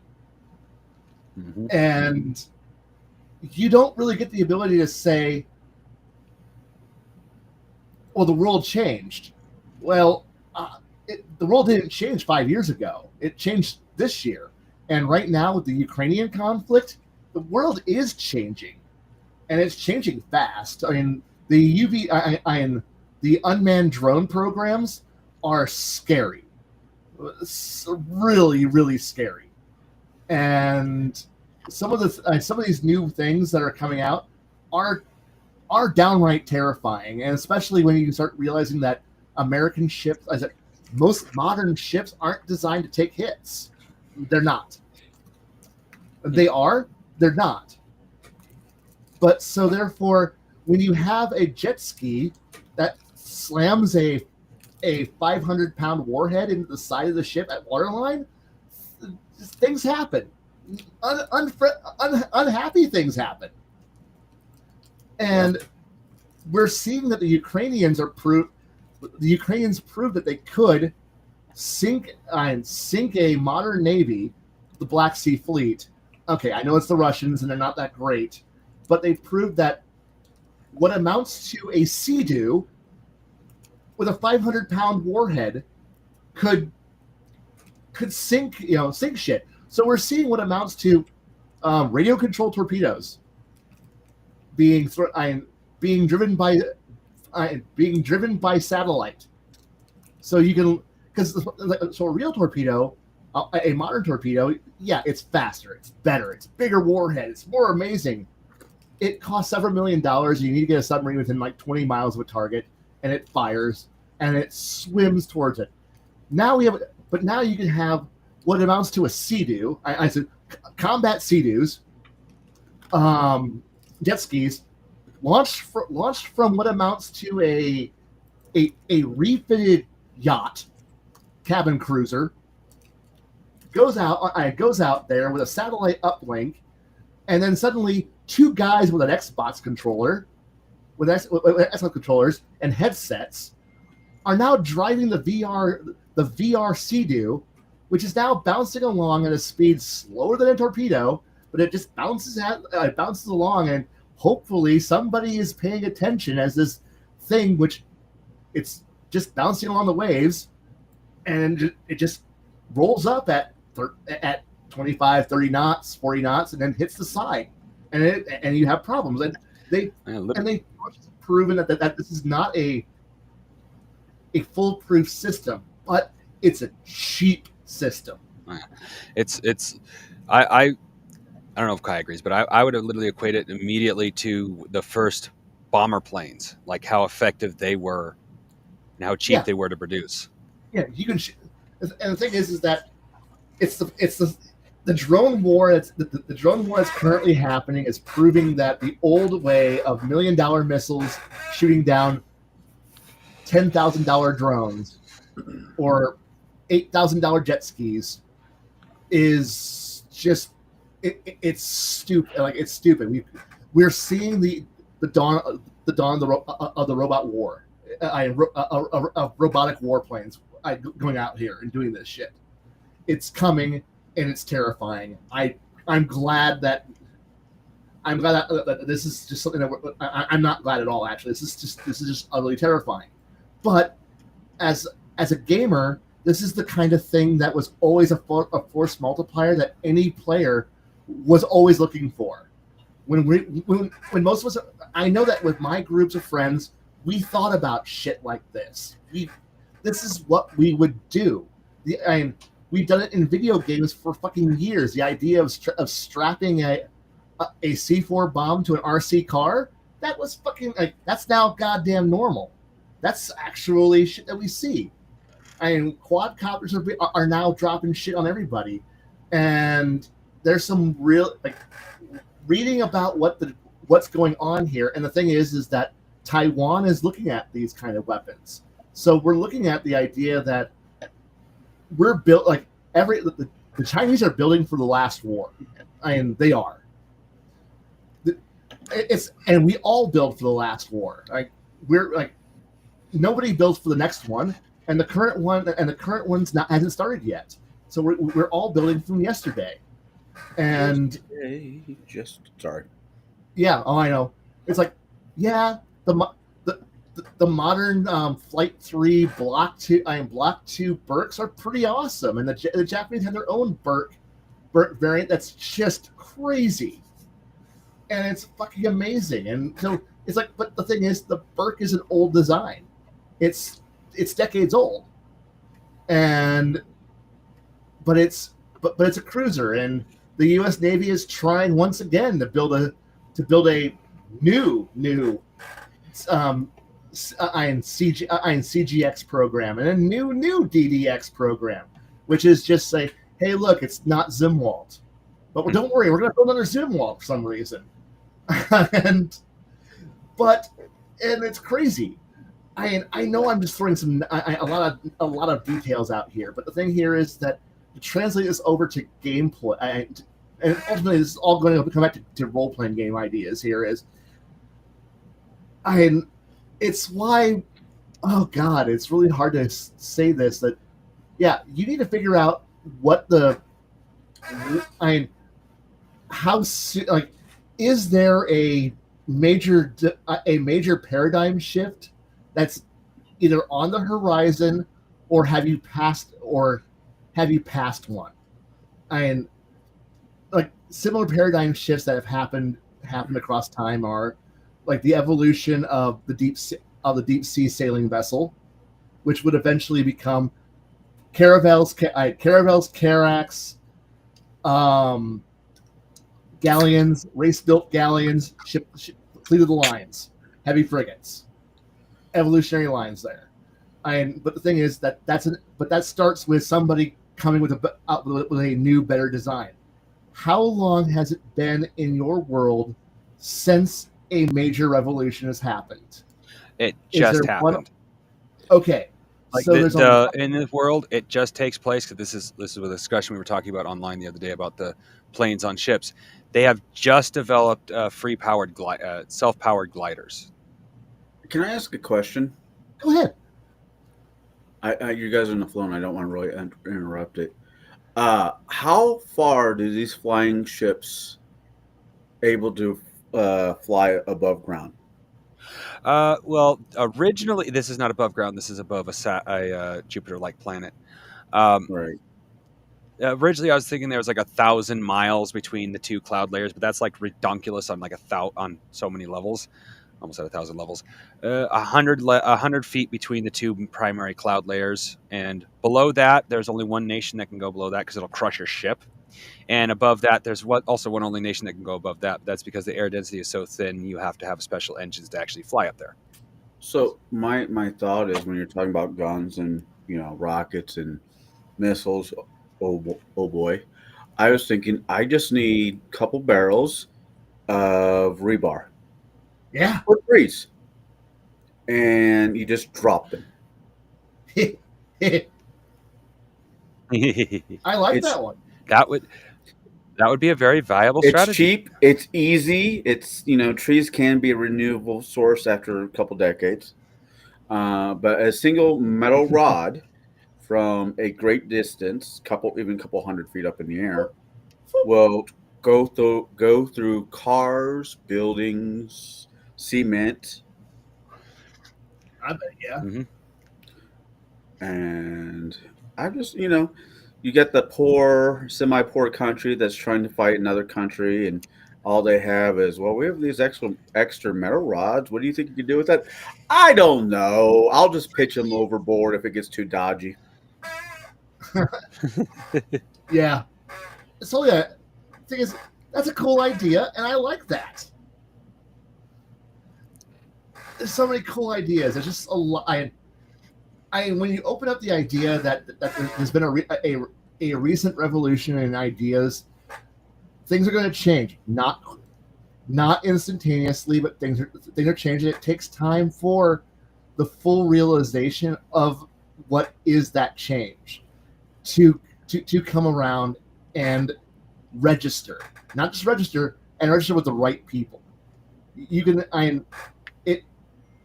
It takes a while to prove that it works, and not just works well, to be a world changer. Because the thing is that in 2022, I guarantee you, in February 2022, none of us thought that the entire world was going to that the entire modern warfighting world was going to change.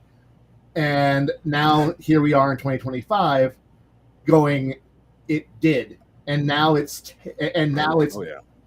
is utterly terrifying, to the point where you're looking at armored vehicles and going, is it safe, kinda. You're not sure. The U.S. Navy has proven that the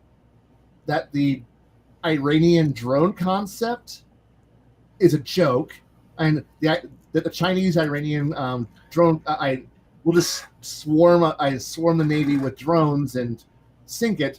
That didn't work. The Houthis proved that last year and this year that so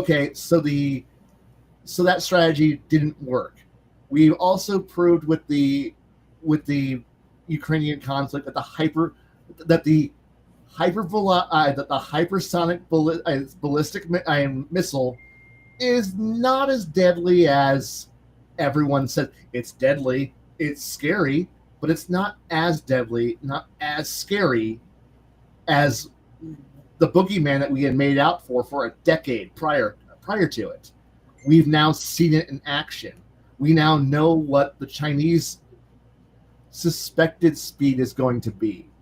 Now, but we've also proven that SM-2 can intercept, can stop the hypersonics. They can stop the ballistics. We do know how to do it. So the doom of the carrier that we all thought was going to happen is still on the horizon, but it's not here. It's not. It's still terrifying. You still got to protect against it. And if you do have, say, a mass Chinese launch of, say, several, on the scale of the Iranian launch against Israel. But the thing is that we now proven that, and with the Iranian launch against Israel during the 12-day war, it was a 12 or 15-day, but during that conflict, that unless Chinese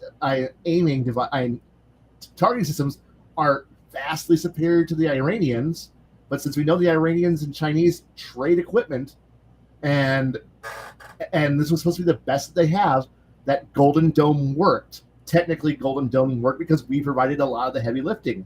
So, but we now know that SM-2 does the job. THAAD does the job.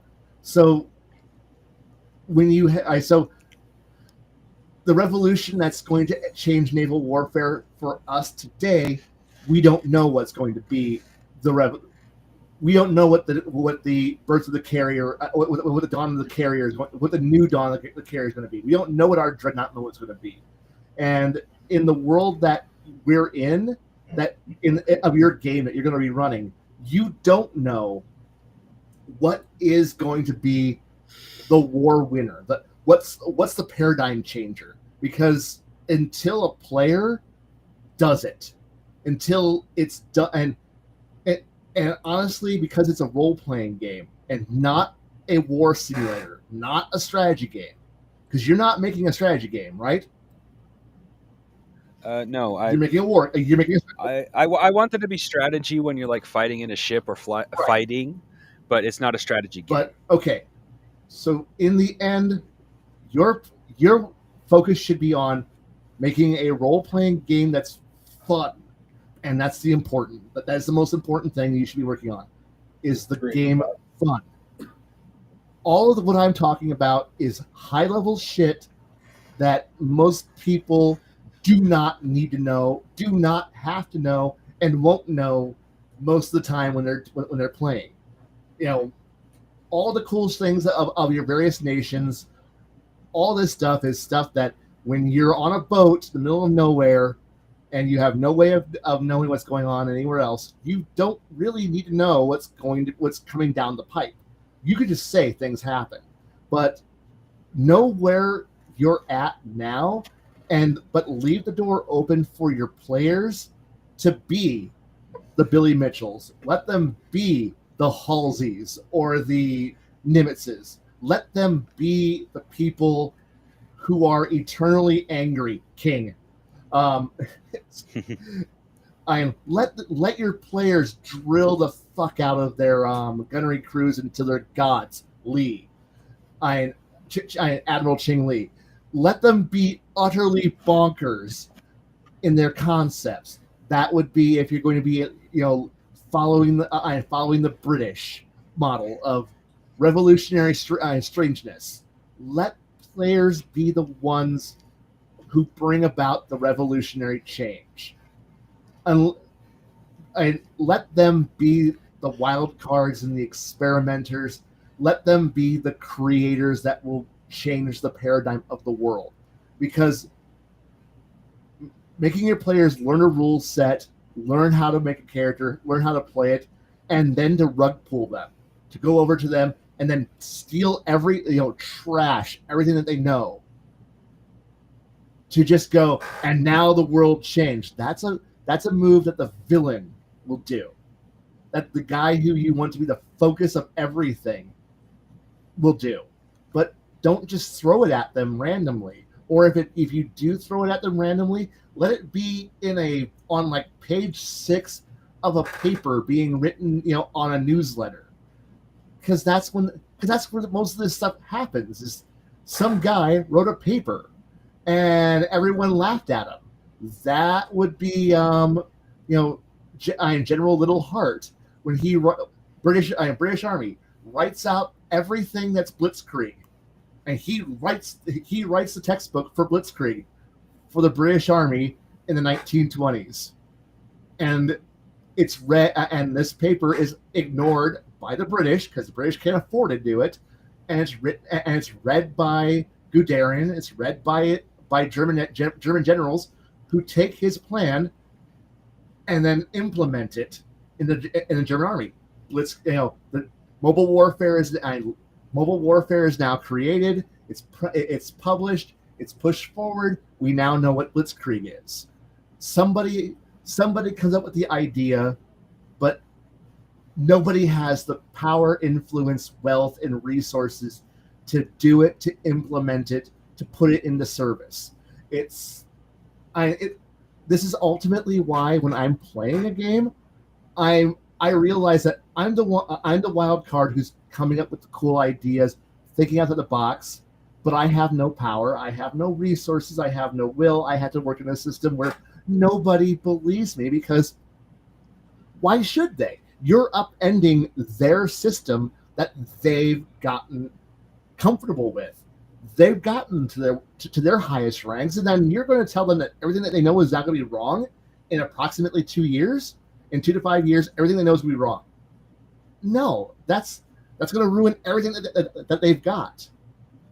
They're not going to support you. So this is why I do try to play this is why I want to be the king, the emperor, the business mogul, the shipyard designer, because when I have a good idea that I think will work, I think is revolutionary, I want to be the guy in charge of boo ships or boo ordnance or boo weapons or boo air, the Bureau of Aviation, the Bureau of Weapons, the Bureau of Shipbuilding, the Bureau of all of this shit. So that way I can rubber stamp it and say, yes, we're going to do this. I want to be the Fisher. I want to be the guy who goes, no, we're going to build this strange ass ship and we're going to go for it. I want to be the Churchills. I want to be all of these people who do stupid shit and it works. Or I fail, and that happens because failure happens. And I'm sorry, it's almost 1 o'clock. I'm sorry.